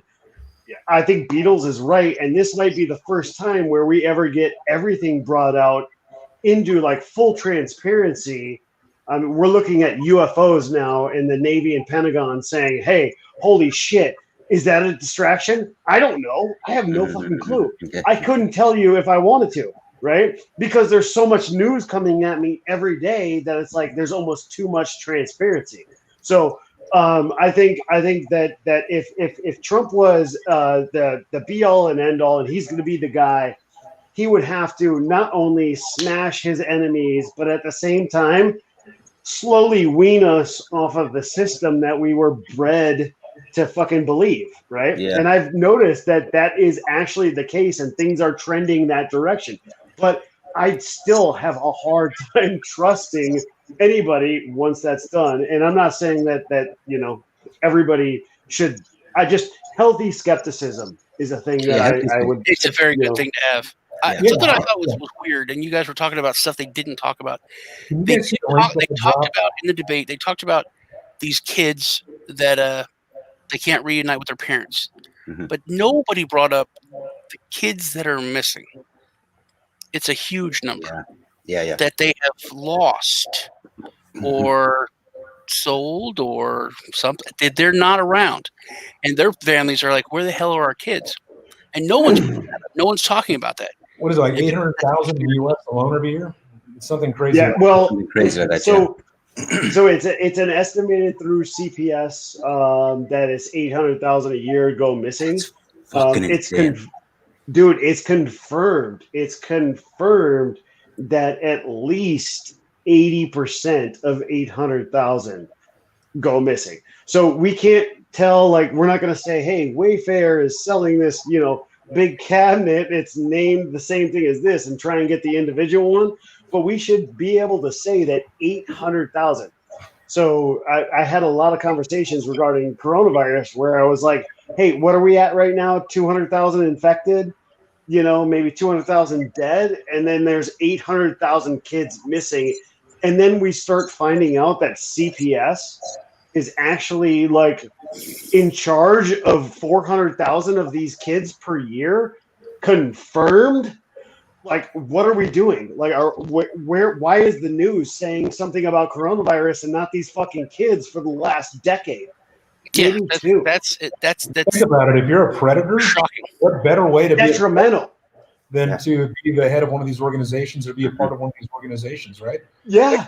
Child Protective Services, right? So the kids there probably don't have a stable parents, at home, or maybe no parents at all. So it's easy pickings for them. That's why, there's such a high percentage of these people that go missing from CPS. Well, also in that system, Robert, if somebody comes and grabs your kid on the street, that's it. You're dead. But if you're a crackhead, game over. If you're whatever, if you got a DUI or something, and the state agency comes in and says, "Hey, we're taking your kids because we're protecting them," and then they say, "You have to do this, you have to do that." Oh, you didn't do that correct, so you've lost your kids, and we put them into an adoptive home. You can't know where they are. That's for their safety. They're gone. I'll tell you this: depending on your neighborhood, just by hiring an attorney, you could lose your children immediately because of the relationship between the attorney and the judge. That thing could be in CPS right now and be gone. Like, your property, your actual property is your child, could be gone because of the relationship between the attorney you hired and your judge. But I think Like, at least that's it. I think at least every There's no justice. year, There's no every justice. 5 years, every something, any parent that loses their kids should get a report, pictures, whatever, just so they know. But there's a reason why, because you can't dox a human, right? You wouldn't want to be doxed, I mean, on Twitter or anything else. So I understand both sides of the coin on the children aspect, but the only problem is that what you're talking about, the point they were taken away. The point they were taken away, we had to trust the system to make that decision instead of trust the neighborhood. You know, localization is the cure to all of this. Localization is the cure to, you know, even Bitcoin says the same thing. We would like to all be able to just pass Bitcoin around instead of US dollars, but they won't let us do it, right? They won't let us just get paid in Bitcoin by our employer, even though I know my employer personally. They won't let us do that. Why? Because they need ultimate control over all of that shit. And when it's all said and done, I would hope, this is my hope, that Trump ends up bringing in the localization and says, hey, you know, insurance company, who cares who you insure as long as you do it well and you don't commit fraud. But if they're in charge of 800,000 kids and they're losing tons, I think that should be looked at. I think they should be audited every year. They should be audited daily. Yeah, at least. Because, like you said, when it comes to any, and usually, let's say you're a drug addict, you're there with your kids, you don't have any family, you're alone. There's no one but you. You are prime for a predator, a government predator. So we made the same argument, right? Is it lawful for somebody that's at, you know, Child Protective Services to just bash into somebody's house every day? In America, fuck no. We have the 4th and 5th Amendment. You can get bent, which is, it's a hard line to cross, right? It ain't going to happen. On the other side is, do we want to protect the kids? Well, hell yeah, we do. But what we're discussing is not like a fine line. It's a fat ass gray area where all of a sudden we're finding out that there's 14-year-olds that are getting peddled by assholes who are the son of a vice president. Like, this isn't a thin line anymore. This is massive, and it goes corruption all the way from, you know, soup to nuts. Yeah, we're going. If you want to go into the emails, call it in the big guy, the chairman, yeah, and then that one guy came out, that one the business associate, and he straight up said in the deposition, when they say the big guy or the chairman, they're talking about his dad, Joe Biden. Yeah. These, you know, we talk about decentralization or smart contracts in crypto, and we're talking about like hard-nosed, trustless systems, right? All of a sudden, the judge just goes, "Oh, that's Hunter Biden. Oh, that's a picture of a 14-year-old girl. Bury it. I'm gonna go golfing with the other person's attorney later. Fuck it." You know, so we're looking at a 2-tier justice system is what I think is on deck for this election, is a 2-tier justice system. I think if Trump gets elected, the justice system will get a revamp, which it already has. He's proved it. I'm okay with that. I will definitely say that the justice system will change under Trump. Under Biden, I think you see a complete revamp of what had been done for the last 4 years, and you'll see status quo for the last 30 years. And the justice system will become even more 2-tiered, so that you or I, if I want to go and sue somebody, or if I want to go and you know, like get my kids back or deal with CPS or anything else, it'll be a lot harder because it all depends on what the you know, attorney that I can afford can spend on a golf, you know, outing or a vacation for this guy, or a boat or anything else. And I think America is seeing it in the last election that Biden is the boat. Biden is the guy that's like buying boats. Like the Empire's Post said, there has to be checks and balances for the and I think that when Biden says that he would stack the court, he would change that from the amount of justices that we have. That's a line, man. that is saying we don't like the checks and balances system. We want to own all the checks and balances. But But can the president just do that? Can the president just go inspect the courts? Branches of government. That's why there's 3 branches of government. And that's why they're introducing a bill right now saying that they can't stack the frickin' the courts. So there's 4 branches of government. There's 4. Yeah. And the other one is the news. And we haven't had that for fucking ever. Well, again, if you look what Trump has done over the past 4 years, just to my point, he's exposed the fake news media. So when you look back 4 years during, Obama, most people weren't really thinking that the news they were consuming was BS.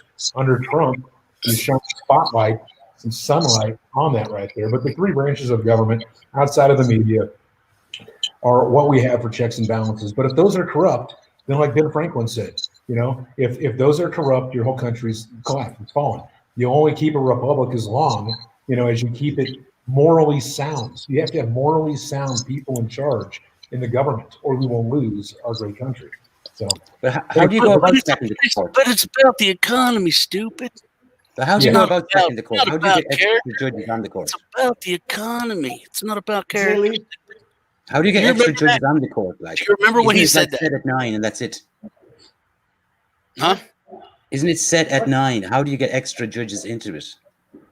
No, yeah. Whoever can. It should be by amendment. It should be by amendment, but we don't do that anymore. We do everything by acts, statutes, or some other bullshit that they came up with in 1865. So what should happen is every law that happens in America that affects every state should happen through amendment, but it doesn't anymore. It doesn't because of what we did in 1865. I'm not going to get into that. We don't have to get into that, but I honestly believe that if Trump says, like he promised, I'm going to drain the swamp, in my opinion, the only way he does it is to get us back to the Constitution. And I'm actually surprised that people are talking about the Constitution, even Pelosi saying, I'm going to invoke the 25th Amendment and doing all of that stuff. I am shocked that the 12th Amendment was, talked about here because it hasn't been talked about for like a century, I'm very excited for the future. That's why I'm so optimistic, is because we're all starting to get more excited about this.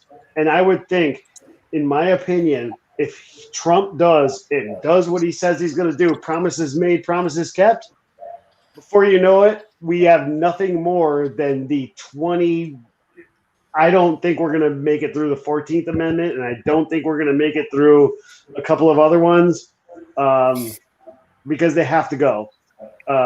Just look at Judge Amy Coney Barrett, perfect constitutionalist. The Denver destroyed. Yes.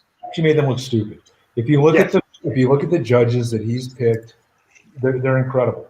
When you look at the leftovers, the carryovers from all the other administrations, Roberts, he's one of Epstein's buddies. He's supposed to be, on Trump's side. Why does he keep voting against Trump? Because he's one of the freaking hangovers, from the previous administration that I think is corrupt. He's on Epstein's flight logs. We've seen pictures of him on Epstein Island. That tells you right there all you need to know when he goes against, harvesting ballots or pushing the days that you can still collect and count ballots 9 days, 14 days after the election. Why else would he do that unless he's in the pocket of these people? Because that's not according to the Constitution. So the Constitution says on election day you count the ballots. On the day of the election, the president of the Senate counts the electoral votes. It's right there, dude. Article 2, Section 1, Clause 2, if I remember right, the Electoral College. So, people don't like to discuss that or talk about it, but again, by putting the proper judges in place, I think he'll probably get another 2 or 3 in his next term. We'll have that is the Supreme Court of the land. It also bothers me that nobody brings up that Anderson Cooper was on the logs for Epstein. He's a CIA, operative, dude. He's fuck yeah, Beadles. Nobody talks about that. It's fine. He's even admitted it. Hey, the CIA, really, dude. Beadles. Who's your mom? Who's your mommy? Yeah, talk about. Hey, dude, Beadles. You want to come out here and go tour Biltmore? That's where, yeah. So Gloria Vanderbilt's house is right. Shit. You know who Anderson Cooper's mommy is? Yeah. And So who was the Vanderbilt? What lineage do they come from? the Pessours out of France The is where the house was built, and the entire area that I live in was bought and paid for by the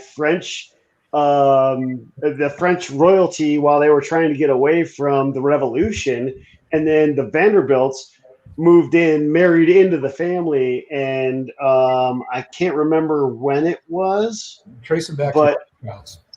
what's that? You can trace them back to the Rothschilds. Well, actually, above them is the Pessours. So the Pessours were, and you can even take the tour here at the Biltmore. Most people know the Rothschilds' name, so, but Yeah. again, the Yeah. Pessours are above them for sure. There's lots of committees above the CFR and above all that Right. everybody hears about. But yeah, Yeah. So if you go on the tour here, they'll actually say that you can see like anything you can see the Pessours used to own. And then there's like 5 different names, and they won't ever give you the name, and they won't let you into every single room. And it's a creepy place, man. Yeah, Barry. Eric has showed a lot of stuff on that place. It's pretty creepy. Yeah, it is. It is very creepy, and a lot of stuff is coming out about Anderson Cooper actually, and the pool room, which is the first in-ground pool ever done inside, which looks more like a butchery. There's a lot of stuff that happened there, but I mean, this place from even locals that have been here their entire life. I go out and talk to them, and they're like, "No, you don't go to that bridge. You don't go to that bridge. Like that's a no-no." And then all of a sudden, you find out like, well, Obama was just here at 12 Bones eating barbecue. You know, this is the bluest county in all of North Carolina. Then you find out that, oh my God, Oprah has a house right up there, but it's way in the mountains, and it has a whole shot all the way around to this other place. And you can actually verify all of this, and you could even talk. I'm sure you could probably talk to the sheriff of my county and figure all that out. oh, this is all conspiracy theories, man. Where's my home hat? It's weird. Yeah, it's weird. That's what people will say because they don't look into it. Well, but when you go and tour the grounds, I gave my uncle a tour, and all of a sudden he started pointing stuff out to me because he's not an idiot. I was messing with you, being a normie. Like a normie, and this stuff. Yeah, they just think you're instantly a conspiracy theorist. So we were walking around the grounds where they have a lot of like concerts and stuff like that, and they're like, "Why the hell is there like a full-blown goat spewing water out of its mouth into this fountain right here in this big thing?" And then all of a sudden there's like a big pedestal that looks like a Mayan sacrificing thing on the other side of it and everything else. And you're sitting there going like, well, I don't know. Why does this statue have a woman holding a sword with a baby with little baby horns on its head? I don't know. Why does there, 39 different Jesuit crosses upside down on the spires of the biggest mansion in all of America? Weird. Like that. You could say it's conspiracy until all of these like little great. Well, you could just say it's weird. I mean, if you go there as a normal person, not knowing anything connected with it, like you could go to Epstein Island and just walk around not knowing what it is and be like, "This is a weird place, man."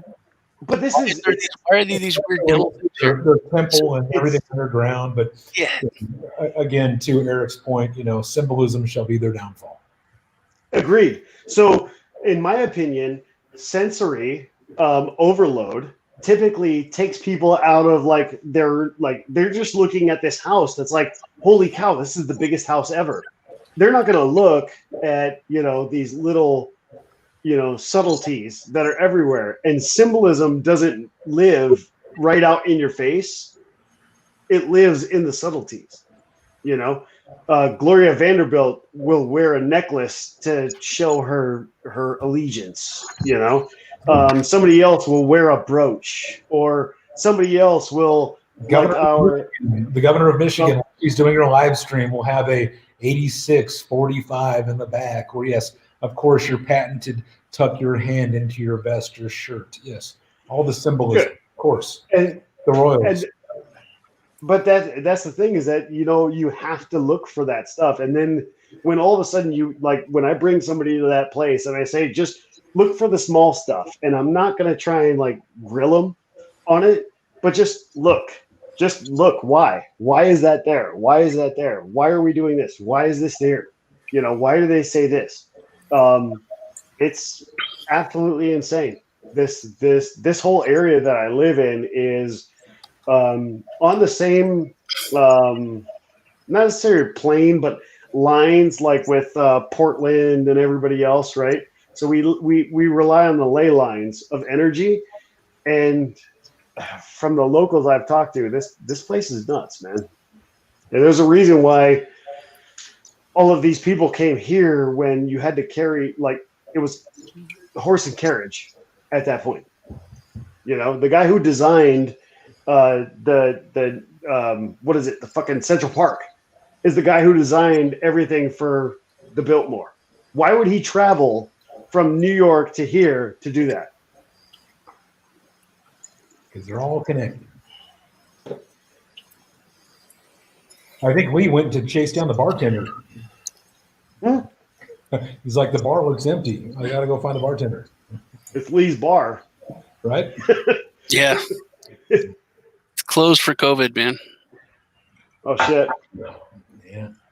He's probably he's in a hotel room, right? Because he's over in England working. But he's not allowed to smoke. And, you know, he's can't not smoke. So he's probably in the bathroom. I was going to smoke earlier, too. This is like 2 hours.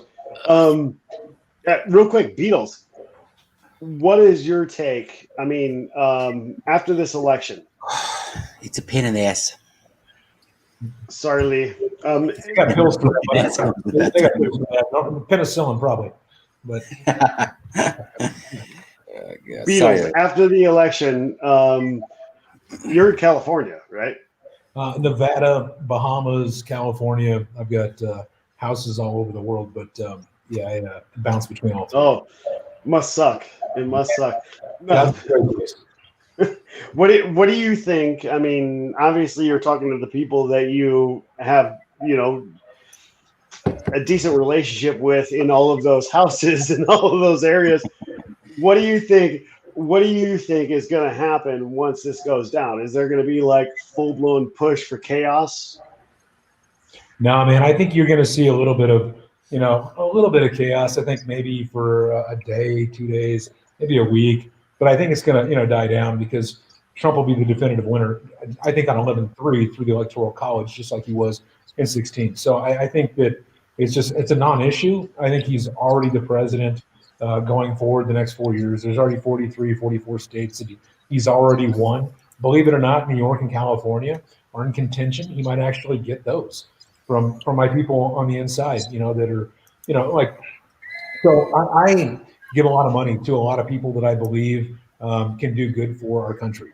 So I don't want to run for public office. I don't want to be in public office. I don't want any of that. I believe in putting good people in office to benefit the people. And, you know, in doing that, you know, you kind of hear a lot of different things. And right now there's 43 or 44 states that are already for Trump. So it's over. It's a wrap. He's already got his 270. It's going to be like my Tesla. When I punch that freaking gas pedal, you know, I got all the upgrades and everything in it. It's not a gas pedal, but the little electric pedal, you know, and it just goes 100 miles an hour. That is going to be 11-3 with the Electoral College votes. You're going to see it just go 270 and beyond. Gone. It's over. It's a wrap. And so the riots and things like that, you know, most of that stuff, these people are paid to do that. You look at BLM, it started off as kind of a peaceful kind of thing. And they got co-opted by people like Soros. You know, and then they took it over. And so the legitimate 6 years ago. You know, the legitimate people that were actually out there, you know, activists trying to bring about real change, got co-opted, taken over by freaking straight up like damn near just anarchists. And so you can see that in Portland, you can see that in Oakland, you can see that in places like you saw it in Minnesota. You know, you can see that stuff. And so after Trump is declared, you know, our next president again, a lot of that stuff I'm going to see, or you're going to see, you know, die down. Because, you know, the Antifa and the BLM stuff only happens every 4 years. You know, it just only happens every 4 years. They don't like BLM, the way it is now. Dude, they don't care about Black lives. They care about freaking, you know, just chaos and anarchy. And you can see that the money to BLM goes to Act Blue, and Act Blue gives the money to people like Biden, people like Sanders, that's where money goes. And that was the one thing that I saw in the 2018. Americans care about all lives. Americans, I would say 80% or more, hate any kind of atrocity that happens to anybody, regardless of skin color. Period. These groups only pop up every 4 years for a political, regime, a political, kind of like mirage that they're trying to make it look like America is so horrible. But it's just a small percentage of America that's horrible. And I think that you're going to see that most of these riots and stuff just die out 11-3, 11-4, somewhere around there. Like there's a small amount of people that die of COVID, yet there's a giant response to it. Why? Because we're trying to keep people from voting. Yeah. That's why I would agree. CNN, you turn on CNN, it's COVID. Keep them in fear, keep them in panic, straight Orwellian crap. It's all my cousin that's voting for Biden. She hasn't allowed anyone to leave the house for a product of CNN. 7 months. No, it's a product of fear. That's what CNN. That's what CNN and these mainstream media is. They're February. Since February, no one has come to the door. If they come to the door, she goes to the door and says, "Get the hell out of here! I don't care. That's Go away." Crazy shit. That's crazy. She will not. No one's allowed to leave. She goes to the store, and that's it. Comes home. No one. The kids haven't went outside in the front yard.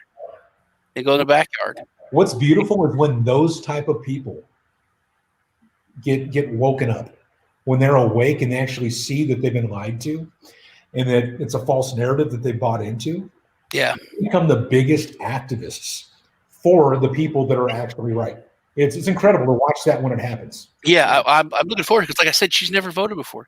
She was the most anti-political person, and she's like, "I'm voting against Trump, blah blah, because I have to. This is this means so much now that I'm going to do this. It's like such a big deal." But if she actually was awakened and saw that she was kind of scammed, and like she bought mattresses and set up the garage. And she said, "We're ready for you and the boys to come. Just bring your guns. You don't have guns. You bring the guns. You live here now." And I was like, "No, what the hell are you talking about?" She goes, "No, we have room, and we're because she's out in the country. I'm in town." And I was like, "No, Janie, I'm not going to do that. We're fine." And she's like, "No, man, you need to come here. We're going to all live together until it's over. No one's leaving." I was like, "No, we're not going to do that, man." So, dude, ain't no shame in prepping. Ain't no shame in prepping. There's no shame in prepping, yeah, but that's a crazy mentality. Ain't no shame in prepping. That's a crazy mentality of Peter, man. 20 years. For 20 years, I've been talking about this stuff. I even wrote a book in 2009, 2010, that talked about, everything from gold, silver, prepping, Rothschilds, all the crazy conspiracy theories. People are wondering, how'd you make your money, Beadles? So I'm like, okay, here's what you do. So I wrote a book for them. Here's what you do. I did that 10, 11 years ago, something like that.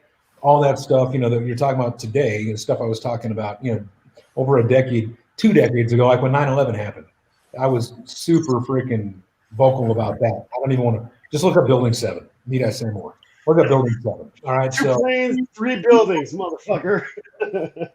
Again, I don't want to, go down that rabbit hole, but I'm just telling you, man, the media is the enemy of the people. Yeah. Period. And so that's why we need the OANs, the Next News Networks, all these types of people that are out there. Even what is it, Right News Network? I think it is now. Right News Network. They're out there covering all of Trump's peaceful protests. That is the way of the future. Like my boy Andrew Torba with Gad. And full disclaimer, I'm an owner of Gad, but I'm just telling you that's where the future is heading the next 4 years. Is more independent media that actually does a service for the people versus a disservice. Yeah. And we're talking 1010 said their mentality of fear, yeah. And you guys are talking about Sean's cousin locked up for 7 months and shit, and it's all media driven. But your restrictions and your media is nothing compared to the shit we have over here. I mean, I can't even go for a drink here now. Our pubs are closed. Wales just locked down shit today. And the stuff he told me about in Ireland and in England, I blew my mind. Yeah, it's insane. I mean, it's all media driven. The government's having no fucking clue what they're doing. Every day it's a different fucking narrative. But Wales locked down today, yeah. And they put a list out of things you can and cannot buy. So there's a list of stuff, household items, that it's not deemed essential. You can't go and buy it. And so some of the things on the list are clothing. Clothing is not deemed essential for the next 2 weeks. Seeds for growing, like they did in Michigan. It's insanity. Yeah. Yeah, Crypto Tonight brought up, this was because I had been getting information on this forever, and this was way back when China first started opening up. They had 21 million cell phone users drop off the grid. Yeah, and no one's ever talked about that. No one's ever brought that up of where they went to, because that was because there was talk about the death toll was so much worse. There was they were just locking people in buildings like in a zombie movie. They're like whole cities. Yeah, they were welding the door shut. Yeah, they were welding the door shut. Yeah.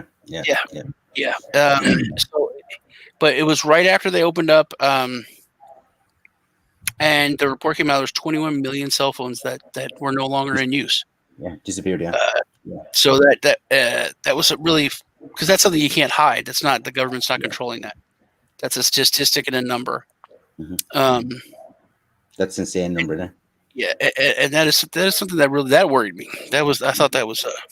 But can you trust any information coming out of those locations? No, right? You can't. No, I mean I can't trust anything coming out of America. I can barely trust anything coming out of North Carolina where I live. Yeah. Right? I can't trust a lot of this stuff, and you have to corroborate this information, and it takes time. I've said this a bunch of times. It takes time to corroborate this information, and you have to what I said before, assign authority, right? Mm-hmm, and nobody should ever assign authority. Like, this is my authority for news, and I'm going to believe that. I deal with that. Yeah, I deal with it every day. At work. People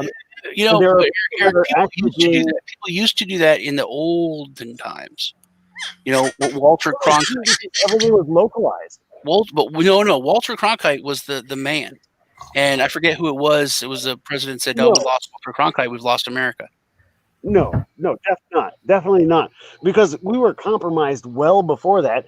Because we actually had George H.W. Bush come in and say, "Oh, Project Mockingbird, we're not doing that anymore." And in a televised. An actual televised congressional hearing, he said, "Oh, we're not doing it anymore. They're just doing it voluntarily. Like, these people are now just going to do it voluntarily." And then fast forward to now, and we have Anderson Cooper, who we know is like bred and born on the farm, CIA. They're doing it, and it is voluntary. I mean, I trust. In my honest opinion, the same way I would counter trade some of the people on Twitter regarding crypto is the same way I counter trade the news. The louder they are, the less I believe it. Mm-hmm. The quieter they are. About Lubin Tubin. You guys see Tubin? Over there, the CNN guy. Zoom Dick. You guys see him? Lubin Tubin. Who? You see what happened? You didn't see what happened with Tubin from CNN, where he freaking wanks it out right there and just starts going to town. Oh yeah. Lubin Tubin, dude. Yeah, I'm telling you, man. But yeah, Operation Mockingbird is very real. It was confirmed. The Senate hearings has been confirmed through. They show the actual lineage of all these different news anchors that we see and who they're married to within different intelligence agencies. And I mean, I can send you guys the links. I sent you guys the link. Just, I don't know if you guys can see it there in the chat, or if YouTube, or if you have a setting on YouTube where it doesn't allow for links. But a while back, I'll post it again right here. But this is the Democrats, and this is their voting history on racism. So for anybody that ever wants to say Republicans are racist, they obviously have not done their homework. And so I just sent you a link that shows, and again, I did this earlier in the night, but again, look at the link, and you can see all the different bills that they voted on to suppress and depress the black, the black culture, the black people in the United States. And they want to say that Republicans or libertarians are racist. This couldn't be the furthest thing from the truth. We open our arms to anybody of any color whatsoever. It doesn't matter. We don't see skin color as an issue. We see policies as an issue. You're either a good person or a bad person. That's how most people see people in life. They don't care about color, And so when you look at the media with Operation Mockingbird, they want to make everybody think that they're racist, which couldn't be the furthest thing from the truth. And if you just click the link and you look through all the voting history of the Democrats, they're the most racist people on the freaking planet. The elected officials, maybe not the actual people, but the elected officials. Just look at their actions, not their words. That's all I can tell you. And the party itself. I mean, you watch that Dinesh D'Souza movie, the history of the Democratic Party is it's crazy. The KKK was literally the military arm. Look at Robert Byrd. Look at Robert Byrd, man, and Clinton and Biden and Obama and all those guys, man. Look at all of them. Dude, you can't argue when you can pull it up on YouTube and actually see them do the commentary, the eulogy at this dude's freaking funeral. Then you look at all their voting records. You can't say that this isn't real when you can actually verify the voting records. I mean, it's 100% true. They're the most racist people on the planet, and they try to make it look like if you're voting for Trump, you're a racist. That is the. I mean, if you look what Trump's done for Black America, it's the most since anybody ever. Period. You know what I mean? But the media flips it and says, "Oh, he's a racist." And then my counter to that is, well, if you vote for Biden, you're a freaking pedophile, because it's been proven time and time again that he's up there sniffing and touching little kids. So you got Sniffy and Snorty, right? You got his kid Snorty. It's over there freaking ripping lines of coke and. Dude, Beadles. Hold on. Camera footage from the White House, or it was a government building of Jeff Sessions. Yeah. Have you seen that? Hand away Biden. Yeah, this is not like someone filming on their phone. This is security, and they're getting it together for a picture. And Sessions has his little granddaughter, and Biden comes up behind her and starts to reach out, and Jeff Sessions smacks his hand, and then grabs his granddaughter and moves her. And he does it he doesn't do it so people could see it, but you could. And the creepiness of that is unbelievable. When you see that, something is up, and he knows what's up. So this is one of the reasons why I continually and I wanted to ask Beadles. Like, I know for a fact what you're saying is true. I know that I've done the research on it. Yeah, I can back it up with facts, right? Like, I can send all the links and all the pictures, all the videos. But we've been doing nothing but talking about all of the problems, right? And we haven't been going into solutions, right? None of us have said anything whatsoever regarding the solution other than vote Donald Trump, right? And one thing that I want to see the rest of this world do is take all of this information that we've been talking about and turn those into solutions. Where do you think this is going? I know what you're doing, Beadles. I know what Monarch is doing. I know what Satoshi Sean is doing. I know what Lee is doing. I know that we all want to see these things happen in these ways. And we know what is in front of us. And we know that maybe the powers that be may have to be quelled for a certain amount of time. But where's the line in the sand when all of a sudden power becomes so absolute, no matter if it's Trump or any law that or act or statute that he's put into place? Like, where do we draw the line in the sand? I don't know, Eric. I remember back in the 90s or late 80s or early 90s that it was like ABC, I think. They did a story that it was fake, and they faked something. And they were exposed, and people talked about, oh, this is the end of ABC News. They're going to here it's finished. And just because they made one fake, and they faked a little thing. And I remember it was the biggest deal ever. And we've gotten to the point now where even if Veritas, especially, they can drop this huge bombshell, and it's just a story. And it's because there's only 4 or 5 people that own all the media. So literally, all the other media outlets, they're not going to go after it as much because they don't want to hurt themselves. It's actually, when you look at the 5, it actually boils down to 3 when you look at the links between them all, the families. Yeah, there's it's really 3. 6. Yeah, through marriage and all that stuff. You were saying that there's people 5 don't realize how important two to this country and the founding of this country, the freedom of the press was. They were given that because they were the fourth arm. They were the police of the police. They were the police of the government. They were our eyes. And we did put our trust in them. People didn't have to do all their own research, Eric, because they were able to trust them. You've done the research. You're going to tell me the truth. Superman was not a cop. Superman was not a politician. Superman was a fucking journalist. No. Spider-Man wasn't a cop. He wasn't any of the. He just took pictures. And both of them.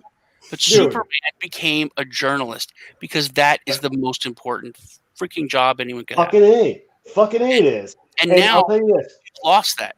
We've lost that. Without that. That was one of the legs that our country's built on. But all of us sit here and say that those are problems, but we've got it back. We've legitimately been sitting here having this conversation, and we can get information no matter if it's blocked by Twitter or not and censored. We're going to find it somewhere else, right? You've come full circle. You've come full circle on something. Yeah. A year ago, 2 years ago, 3 years ago, it was evident that times were changing. That an independent news source on YouTube was getting 1 million views. And Google bought it. And CNN was getting 10,000 views. And Google fucking bought it. And then they were like, hey, what the hell's going on? And now, because of the censorship, it's all geared towards, and also on these fact checkers, that's elevating these other old legacy media sources to a higher level. It's pushing traffic. They're censoring and getting rid of other channels and other sources because they were beating them. Who's that? You know, that asshole that smacked the girl's hand. He's the White House correspondent, and they took away his credentials, and then he got pissed about it, came back. I remember there was this guy. He was a YouTube journalist, but he had like mad views, and he was talking to him, and he was like grilling him, hitting him on shit that he had done. And this dude said, "Oh, you have your little YouTube channel in your mom's basement, huh?" He was making fun of this guy. Yeah. And then to see him like doing a freaking a story from his house now, to me that was just hilarious. But the guy was like, "Yeah, I have a YouTube channel. My mom's. I get, by the way, 5 times the views that your last video did. I just looked." And so here's the deal: is that we're looking at the decentralization or the disintermediation of information, right? So we saw it with the internet originally, and now like music. And music and everything else, right? And I was involved in that. I was in the music industry. Yeah. So, but I think that part of this censorship that we're seeing is kind of the industry's last grip to try and hold on to information. But the pendulum, it swings back, right? That pendulum swings back, and it swings with a fury. So whatever way they pushed it, that thing is right now swinging back. And that's kind of where I'm trying to get to with all of this stuff, is we sit there and talk about all the stuff that's wrong, but we don't talk about the actual like fucking solutions to these problems that are coming in full swing back the other direction. I mean, as YouTube destroys itself by taking out people, even as yourself or Twitter shadow bans and does these things, every time that happens, that pendulum is swinging one direction. Yeah. And then what's going to happen is it's going to come back like a fucking wrecking ball if they're not careful. And I think that's what's happening right now. And I'm very optimistic about it. And this is one of the reasons why you called me out on the last one when you were on with Crypto Blood, Sean, you asshole. Yeah, just kidding. You're like, no, dude, I remembered it because I was like, listening to it, I'm like, oh. I always say it's reality versus Eric. It's reality versus Eric for the reason because I'm so optimistic about this. This is how it. This is how, and like, no, that's how it should be. Agreed. Yeah. Absolutely agreed. And that's the reason why I'm so optimistic is because, I mean, I was trained to spot trends. Robert Beadles is saying, I am spotting trends in these areas and doing these things. And this is my outlook on the future because I know past, present, and future, and I'm educated on those things. And that's the way I look at things as well, is that I am looking at things in the past, I'm looking at them now, and I'm taking those, but I'm also bouncing those off of my normal life, like how I feel every day. Right now, I am the most tense I have ever been, ever, because I'm surrounded by people who aren't as educated as us, and they own businesses that support my livelihood. Like, so my livelihood is actually affected by this, and I can feel the way they feel, like they believe the other side of the coin, and it's affecting my livelihood. I can't go out and say it, but I can sit there and say, dude, we should have a beer sometime. And on their other side of the coin, they're like, you don't believe me?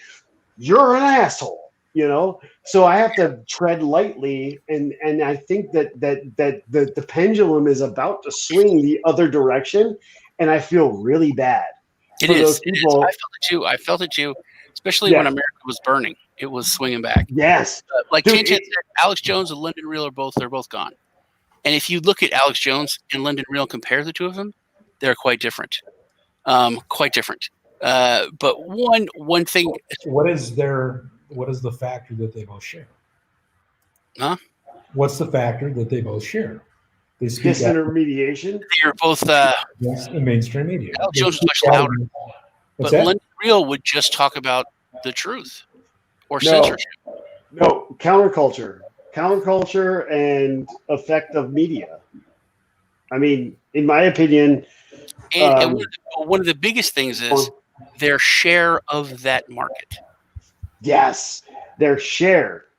They were both very successful in what they were doing, and they were not owned by one of those other people. Well, that's what I'm saying. It is a counter. It is an alternative viewpoint from the mainstream media. Yes. They censor that. They want to push that down. They want to censor, quiet it, keep people from hearing the truth. Why? Because they can actually prove it, where the mainstream media just makes up stuff and they just move on to the next story. And it doesn't matter if they're wrong, just like with Ukraine and Russia, and all that kind of stuff, and the Pulitzer Prizes that these writers were given, no matter how unscrupulous and unfactual the actual writings were, nobody's held accountable. And so to Eric's question, when he first asked me, he's like, hey, what are the solutions? Well, you guys are touching all of them. So the solutions are an alternative media, and people are waking up now. And so I think we are screwed. We will lose our country 100% if Trump was not to be reelected. I think we're at a point of no return where we're screwed. We are all screwed because there's not enough people out there that are going to stand up to the injustice. So now there are more and more people waking up, and they're behind Trump. And I believe that these people are going to demand justice, and I believe they're going to demand a transparent media, and I believe that the people, are actually going to be a big part in this peaceful revolution of sorts, to where we'll get our country back and we're going to make it great again, just like Trump has been saying from the beginning. I'm not holding Trump up as like a Christ figure, but he's the best damn president we've ever had, period. And I'm telling you, what he's trying to do here is make America great again. And so the solution to this problem is waking up as many people as you possibly can, having an alternative news source. And I think just like you guys talked about how, when you looked at iTunes and you look at, Napster, and then you look at the decentralization of music, you're going to see that with the media. You're going to see things like Gab. You're going to see things like maybe Theta. You're going to see things that start popping up that people were able to get a voice at. People, and then somehow, through the antitrust suits that are hitting Google, they're going to have to be more fair with the apps that they put on their stores. And so people will start having more and more access to this information. And more people are going to get sick and tired of just, being lied to. And they're going to get sick and tired of being held down. And they're going to start standing up. And you're going to see this be kind of a peaceful revolution. And you're going to see this over the next couple of years, I guarantee you. Well, and Dan's talking about the school system pushing socialism and communism. That's a whole other show, man. That is a whole nother thing. We're looking at communism right now, dude. All you have to do is look at blue states and the lockdowns. People don't want it. That's why you're going to see this red tsunami that just takes over and wins the Senate, the House, and Trump. Because people, the silent majority, whatever you want to call them, they've had enough. Communism is not for America. You want communism? Go to frickin' China. Go over there, right? China's been trying to buy us up forever. Our political leaders have been selling off America to China. People are waking up. They're pissed. They've had enough. And you're going to see that on 11/3, or the 11/4, the morning of, whatever.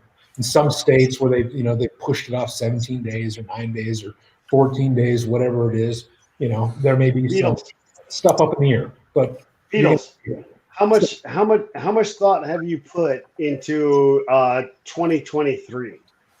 I'm just curious. Donald Trump Jr. Shit. I've met him. The guy's great. He's funny, smart, follows his father's footsteps. That's who I see in 2023. What about Pence? No. I'm not talking about politics. This is a good soldier. He's a good soldier. He's a good soldier, isn't he? He's a good soldier. He's not a president. Pence, good soldier. No, never Pence. Never Pence. No. He's not who you want for president. Governor, vice president. A great soldier. He's been fighting for Trump the whole time. Yeah, he is. He is not Trump, right? And we need more Trumps to keep America great. Period. Mm-hmm. No, we need outsiders coming in that have actually built something, created something, done something of value, versus just a tongue that says what we want to hear and then does the exact opposite, like we've seen most, I don't know, over the past 40 years, except maybe Reagan. So one of my main things that I wanted to see this election was a 10% hit on independent voting, right? So I wanted to see people vote independent 10%, so that we can start getting that third leg, because I know, at least in my heart, that the Democrats, if let's just say Trump were to get 10 to 15, maybe even 20% of the minority vote, the Democrats are done. It's no one. 50%. Well, so you say that, but I'm just saying, this is just a what if. I would love to see parties destroyed, dude. I would love to see both the parties destroyed. That's what I mean. That's the original idea of what we had. With George Washington and everything else, was one party, and it was the Whig system, the WHIG. It was the Whig system, and it was all about. One of the founding fathers said, "A party system will destroy the republic." Jefferson said that's the worst. That is what could destroy us. Yep. And it is. It's so that's what everything in our country is so divided by party, and it's like, are you Republican? I was like, I don't care. But it parallels everything I've talked to, like everybody I've talked to, regarding old vets that used to do their thing in Central America and destroy that stuff to circle back. And I have seen angry Democrats now that are saying, "Yes, I'm going to vote for this third party." I've seen comments. I want my voice heard. Right, and I've seen comments in this, and I think that the independent vote, if we get 10% of independent vote, and I say we, like I don't vote at all. But if you see, shameful, my man, that is shameful. Dude, Robert, and you do so much research. You have to actually, what say do you have in this world without your vote? You gotta. What say do you really have in this country without your vote? The same say that Mark Twain did. No. Hold on. The same say that Mark Twain had when he said that a vote is just a beg. That's all we're doing. We're begging. If voting mattered, no. I'm sorry. I'm gonna absolutely concede to your point on this quote. This is how tyranny rules, by not standing up. Checking freaking boxes. No, but you have to understand that how much I actually research and do all of these things, but there is no way I can vote for Donald Trump right now. I put the line in the sand. Put my line in the sand. That's where I'm coming in, saying that voting for something you don't want, but voting for something you have to, is something like I don't care who was there. I literally said if Coco the gorilla ran last time, I would have voted. If voting mattered, they wouldn't let us do it. If voting mattered, they wouldn't let us do it. And I thought that wholeheartedly, and I watched Trump beat fucking Hillary Clinton and was all of a sudden like, holy shit, my mind was blown. And all of a sudden I was like, holy shit, voting matters. And then all of a sudden I was like, okay, so I have to, in my own, this is Beadles, you're somebody else than me, and I do a lot of research, but I am my own person. And I said, if that son of a bitch ends the Fed, I'll vote for him. And all he did was restructure it, right? But I understand why. I understand why he did it. I understand how he did it. I understand all of the facets of why all of that shit happened. But I will say this. Do you understand the central banks? Do you understand how this whole Yes, absolutely. Yes, I do. Central bank that pays for the right side of a war and the left side of a war, and they're the ones who always make the money. Do you realize you're preaching to the choir? All work. You're preaching to the choir, which is the most powerful central bank in the U.S. Bringing in BlackRock. Why did he bring in BlackRock? Because they're going to be the ones controlling the assets. No, but it's because they're the ones holding on to the assets. It's through this multi-purpose vehicle that they're using BlackRock to buy the assets, to put in a treasury that the Fed is in holding the note and the debt for. Then he bankrupts the Fed, brings in a new currency that is asset backed. So he's abolished the Fed. You haven't seen that yet. No. He's abolished it, but he hasn't ended it, which is the only reason. But you can't, dude. Rome wasn't built in a night. And he has to explain to the American people how evil the IMF, central banks, Fed, all this stuff is. It takes a little bit of time. And there's people that think the Federal Reserve is part of the government. Remember though, the only people that have ever done this. Okay, the only people that have ever done this was Lincoln. Guess what happened to him? No, Jackson. No, he didn't do it. He didn't do it. So again, check it out, dude. So the greenbacks, Continental, all that stuff. So he died after he created his own currency and said, we're not going to end up, taking money from the Brits or whatever. We're going to have our own currency and we're going to be an independent sovereign country. And then you have Andrew Jackson. That did not happen. You had, was it Garfield or something like that? You had JFK that did that. You had Reagan that started talking about that got shot. And then you got Trump, who's actually done it more so than anybody other than Lincoln. I'm just telling you, it's the facts. You can look it up. I can send you the links. What happened to Garfield? No. I'm not arguing the facts. I am not arguing the facts. Garfield, or was it? It was it ran around in the early 1900s. What happened to Garfield? Well, he was assassinated. Yes, he was. So it's because throw that in there. Okay, go ahead. Central bank.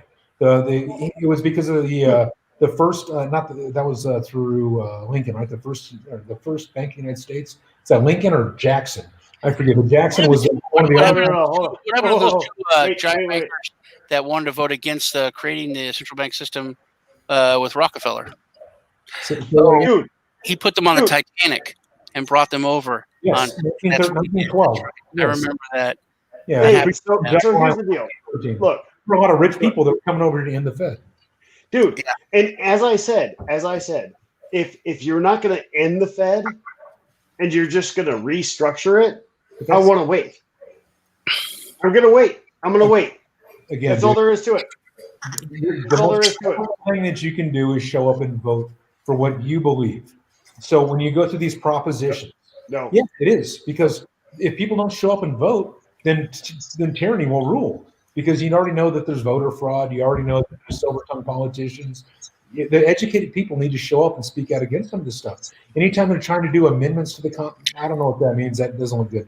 But anytime you're doing like amendments to the Constitution, like they constantly are trying to do, they want to amend the Constitution. They want to enact this or add more taxes to this, or like in California, hey man, if you're 11 years difference, it's cool to have sexual relations with kids. You could be 21, having sex with a 10-year-old. I think it's 14. No. Yeah. So it's 10, 11 years difference, dude. So Newsom did that, dude. He did. It was like AB 145 or something like that. Yeah, and there were memes and outrage for like 2 weeks. But it's not happening now. That's because Newsom doesn't want to cover this stuff in its entirety. Dude. The people are disgusted by this stuff, and so the only thing we can really do is speak out against it and show up and vote. Yeah, but I still have to balance all of that information, which was why I was so excited to have to have the opportunity of others. So basically, what you're doing is you're just staying in your house and leaving your country in the hands of others. No. Dude, So- you're making No. a wonderful dinner and then taking a crap on it by Ooh. not. You got Well, to. that- No. Yes, no, you no. are. You're doing all this research. You have all this knowledge. Dude. Could affect other people. You make this great, nice, delicious-looking dinner, and then you're like, and you toss it, dude. All right. So Beadles. I mean, I can basically toss that bowl back right over to you. Sure. So the same, brother. I know. So the same freaking guy, right? That does all of those great things for you, right? I don't know. Also talks about encryption Who's that? and things that Who's this great guy that does all Trump, Bill Barr, everybody else. Okay. But he's doing it for America. He's not doing it for what? He's not doing it for me. It's not like me and Trump. No. I'm saying the same guy that you agree with in all of those policies is also enacting policies that have to do with the teardown of everything that is encryption. And I'm only asking you this because I'm actually on your side. I'm only asking you because these are my inner struggles. These are the things that I deal with in my own personal bias all the time. So just justify those. I mean, justify the speeches that Bill Barr has had in front of Ivanka, talking about their child pedo rings and how they need to just smash the encryption and all of the services. Like, fuck, God, I know what you're trying to say. So the encryption that they're speaking about it's another app that a lot of these pedos are using that are backed by Signal with Twitter. So Signal is backed by Jack at Twitter, and it's been proven that these people are running pedo rings through that app, and that is encryption based. So when you kind of have to like look at the big picture, and so the encryption that they're talking about isn't the same thing as Snowden is talking about. They're talking about, and believe me, they already have the encryption hacks for Bitcoin. They already know all this stuff. They know all this stuff. All right. I 100% agree. I wanted this answer. Yeah. What they don't want is Huawei from China coming into the U.S. and our allies and having access to all of our intelligence infrastructure. So what they did was they partnered with South Korea and one of the tech giants over there to help build a 5G infrastructure here in the U.S. because they're not part of that regime that is communist, the CCP, right? So now when you look at Trump, I can't look. He is not my Jesus figure. He is not my savior. He is not my perfect guy. But I agree with him more than I disagree with him.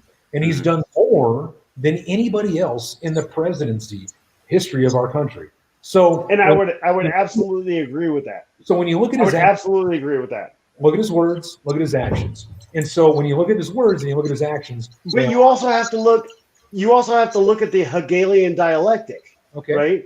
So the Hegelian dialectic says problem, action, solution. Sure. So if I make a problem and then all of a sudden we make an action and then the solution, we've done this for centuries. We just slowly move, whether it's the Roman to the English Empire or the English Empire to the American Empire or the EU to the not EU.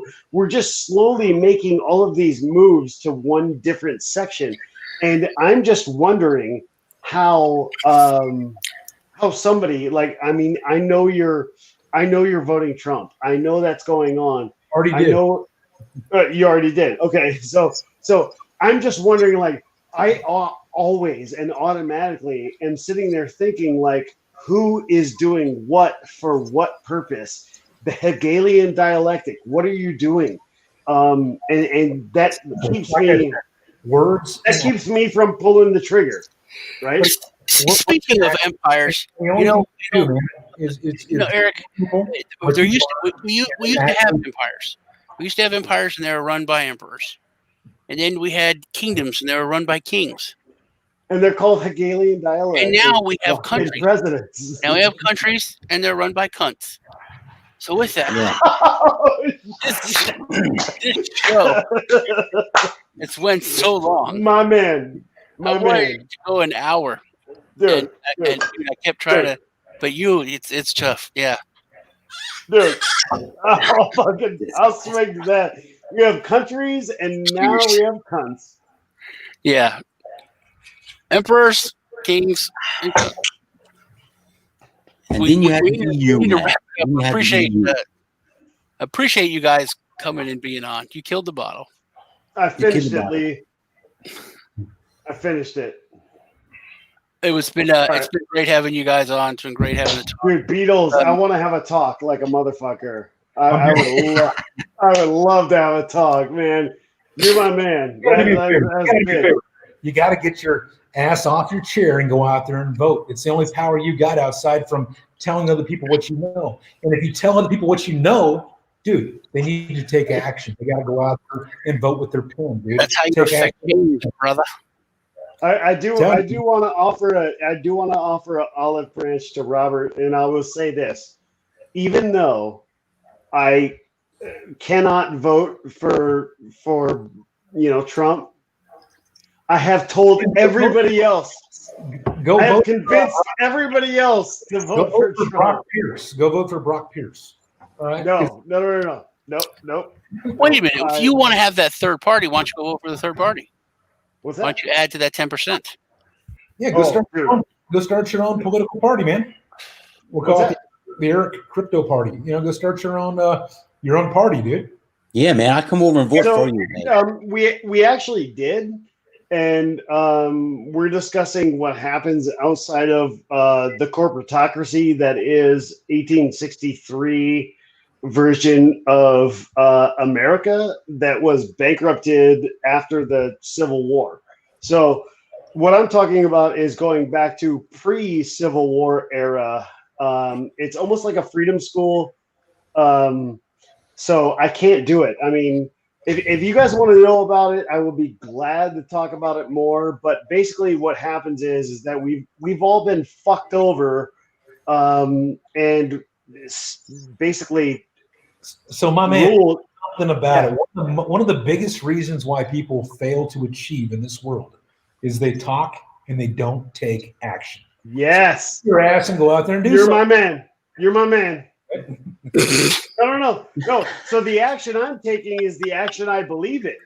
The action I'm taking is the action I believe in, and I believe that what Satoshi Shun was talking about in Canada, there's a lot of people backing up things like Christopher James and Norman and a couple of people up there.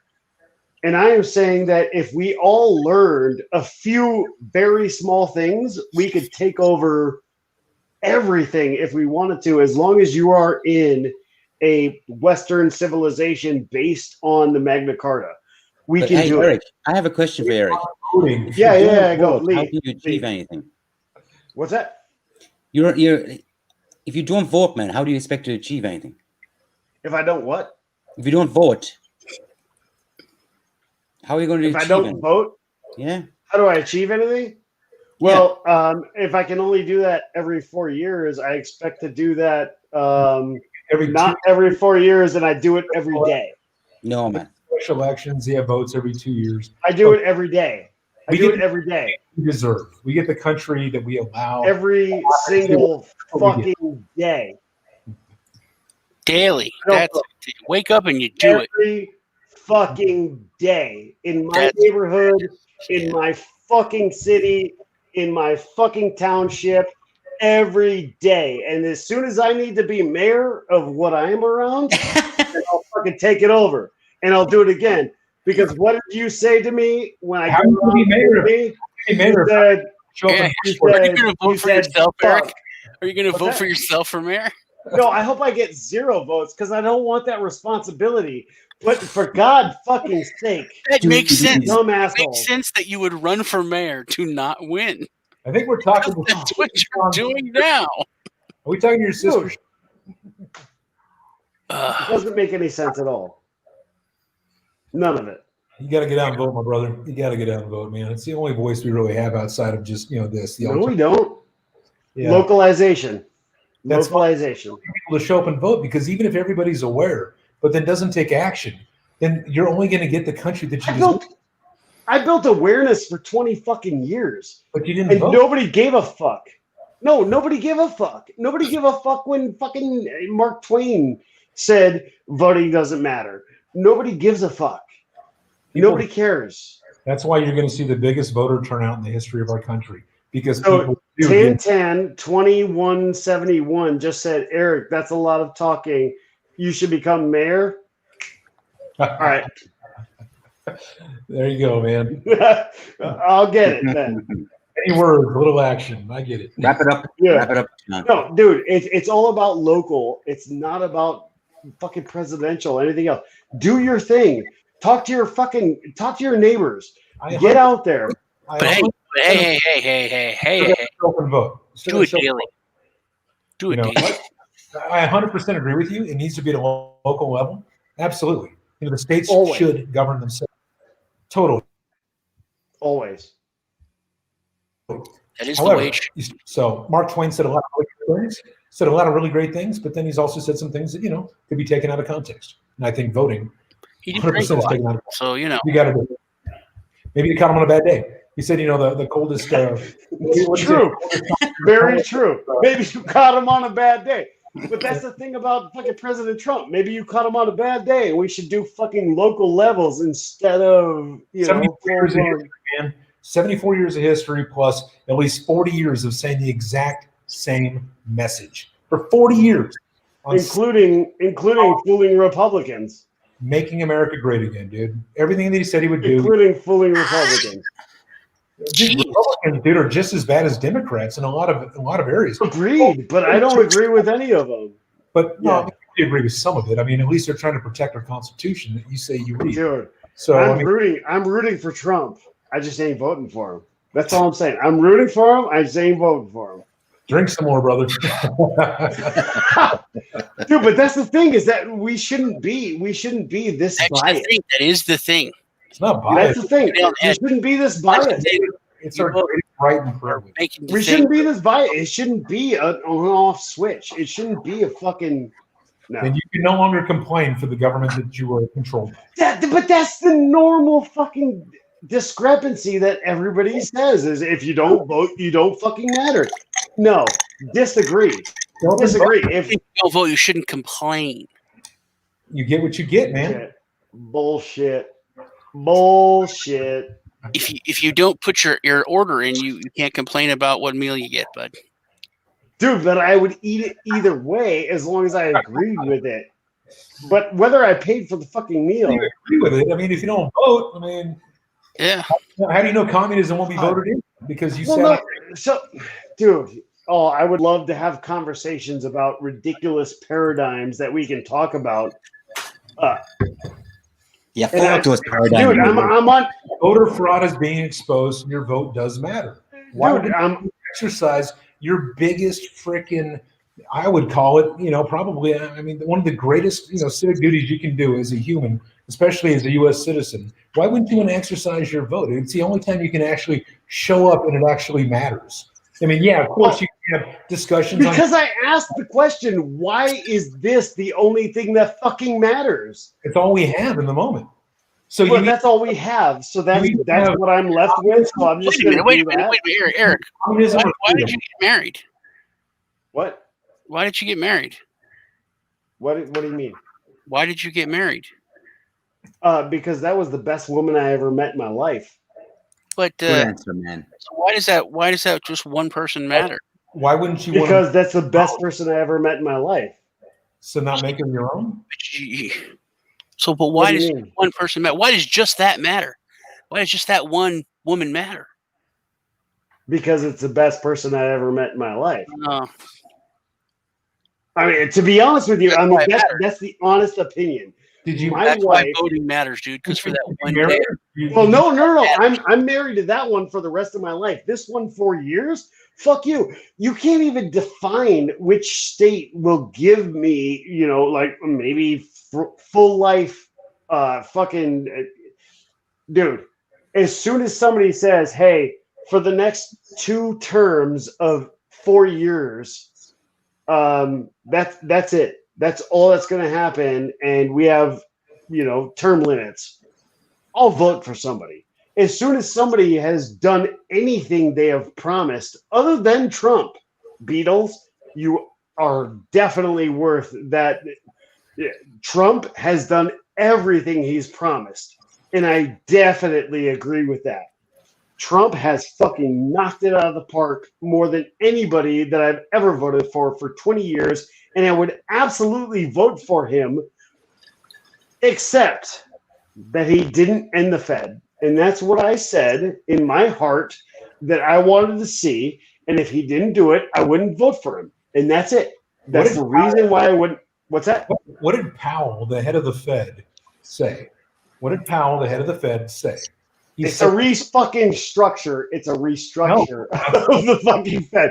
It's a restructure of the Fed through BlackRock, you son of a bitch. Dude. And I'm going to give you some facts. No, give me all the facts. I've looked them up. I want to see. I definitely want to hear your part. Gaps. For sure. So, okay. Fill the gaps in for what Powell said. Jesus. So if you look at what Powell said, this might be why we're having a hard time getting through to you. But if you look at Powell and you look at what he said, I take my orders now from Mnuchin. Who does Mnuchin work for? Donald Treasury. Trump. You said end the Fed? It's freaking ended.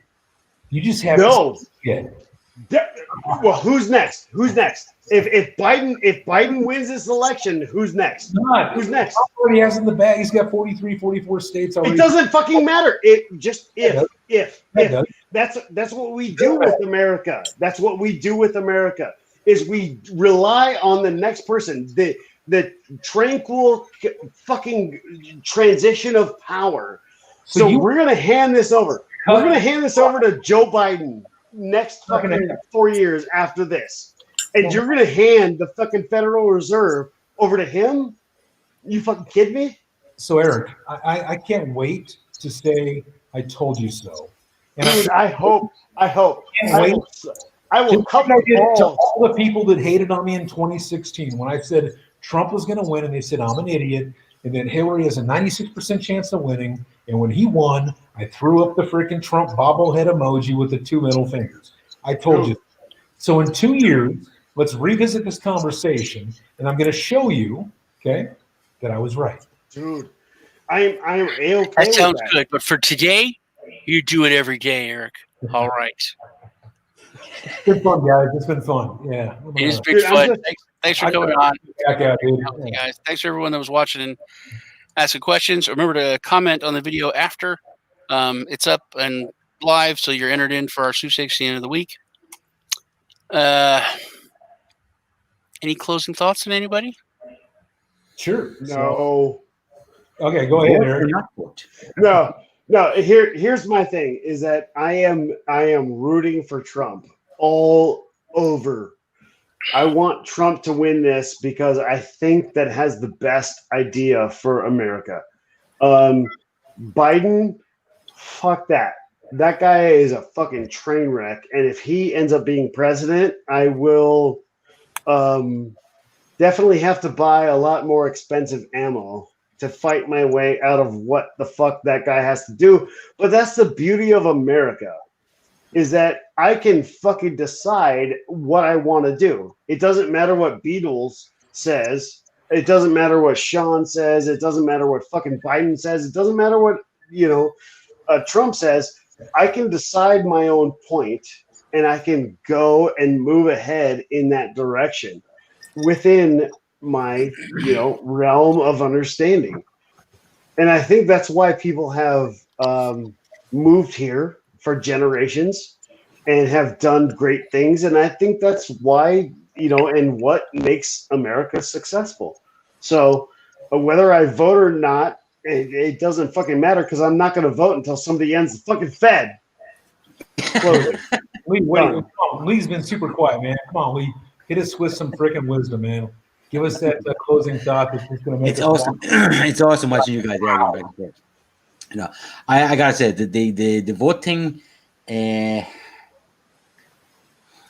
I have to say I disagree with Eric. I agree with Eric on most things, but this is the one thing I disagree. And I think you do have to vote. From somebody coming from my background, our vote was so fucking difficult to get.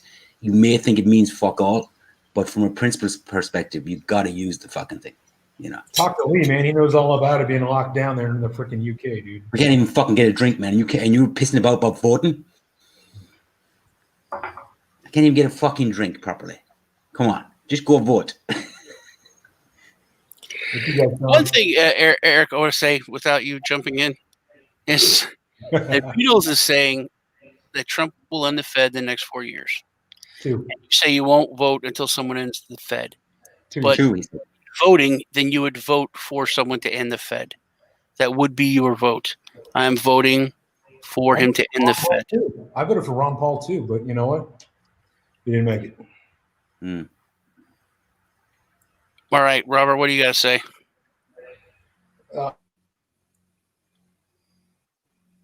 That was perfect timing to freeze. That was the perfect. That is perfect. Things look bad. You know, things look bad. Can you guys hear me?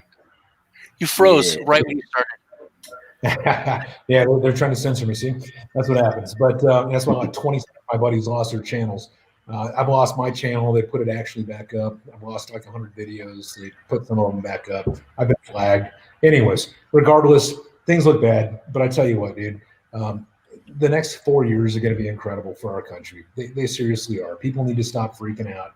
They need to stop buying into the CNN BS that people were saying. People need to actually just start talking about real and true things that they can prove with facts, not these biased freaking fact checkers that work, you know, or worked for the Biden or Clinton or Obama administration that now work for big tech. Just know that in the future, things are going to get better. Things are going to become more alternative as far as media, all this types of stuff. We're seeing a big awakening through our country right now. People are waking up. People are going to show up like in numbers that nobody has ever seen. And so I would imagine that Lee in the UK, if he had the same, you know, voting rights and the same liberties that we have here in the US, he wouldn't be feeling the pain that he's feeling right now. And the states that are feeling the pain that Lee feels, they woke up. They're like, this stuff is not cool. We don't want this anymore. This is not. The problem is the exception is here. Yeah, it's like this is not what we signed up for. And so you're going to see President Donald Trump again for a second term. You're going to see the Fed go away in a couple of years. You're going to see a red Congress. You're going to see a red Senate. Why? Because people are going to show up and vote. And so, Eric, I challenge you, get out there and vote, because you know what? It matters. It matters. Everybody needs to get out there and just, you know, tell people how they feel with their pen. They don't have to carry a rifle. They don't have to carry a megaphone. They can just go out there and just check some little boxes and be like, no, don't F with my Constitution. No, don't 4X my taxes. No, I don't want some commie as my next freaking, you know, dictator. I want, you know, a republic. I want somebody that's going to be looking out for us. And voting is how we do that. And getting the word out is how we do that. And that's why you're going to see the biggest voter turnout in the history of our country. 3 mile long lines, dude. 3 mile long lines to vote. That's what we're seeing here in the U.S. That's never happened before. That's insane. It's a red freaking tidal wave. So keep the faith. Keep the faith. And I don't blame Robert for, you know, for the most part. I know he's in California. No. I don't. Nevada. No. Nevada? Yeah. Oh, I live. So you're either in 3 places. So California, Nevada, and the Bahamas. But I spend the bulk of my time in Nevada. I used to spend a lot more time in the Bahamas. But guess what? It's a freaking lockdown country, right? So I don't even go there anymore. I haven't been there in almost a year. I It's locked down in the Bahamas? I never go there. I'm living in a state that Trump actually mentioned as one of the states that are being locked down the most by a governor who North Carolina. Yeah. So vote Trump, baby. He wants to open you up. Why? Well, 99.999% chance of living if you get the fake flu. Dude, I don't. You know me. We've already had this conversation. You know what I agree with. I will say absolutely yes. What I'm more worried about than anything else is, again, the pendulum swing, the backlash, the George. Eric, thanks for those Yeah. final thoughts, man. What's that? Thanks for those final thoughts again. Sean's like, peace, I'm out. Eric, he's the man.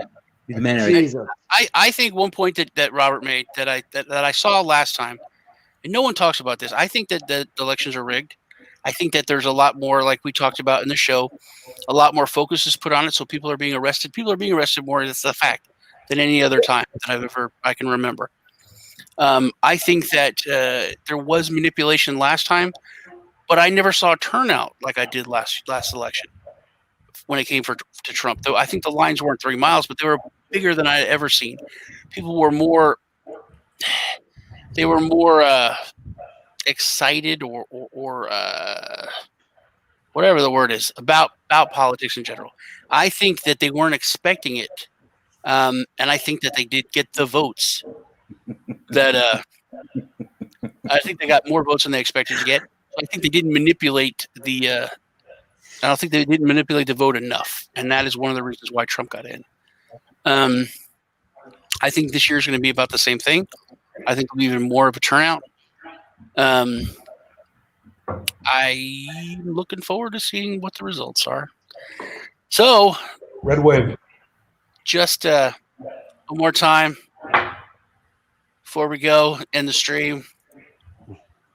God, you guys are dorks. I was just calling Leah. It's the only way we can get a word in with you, man. We have to fucking sign language together. There are kingdoms ruled by kings, and now there's countries ruled by cunts. You guys take care. We'll My see you later. favorite. God bless.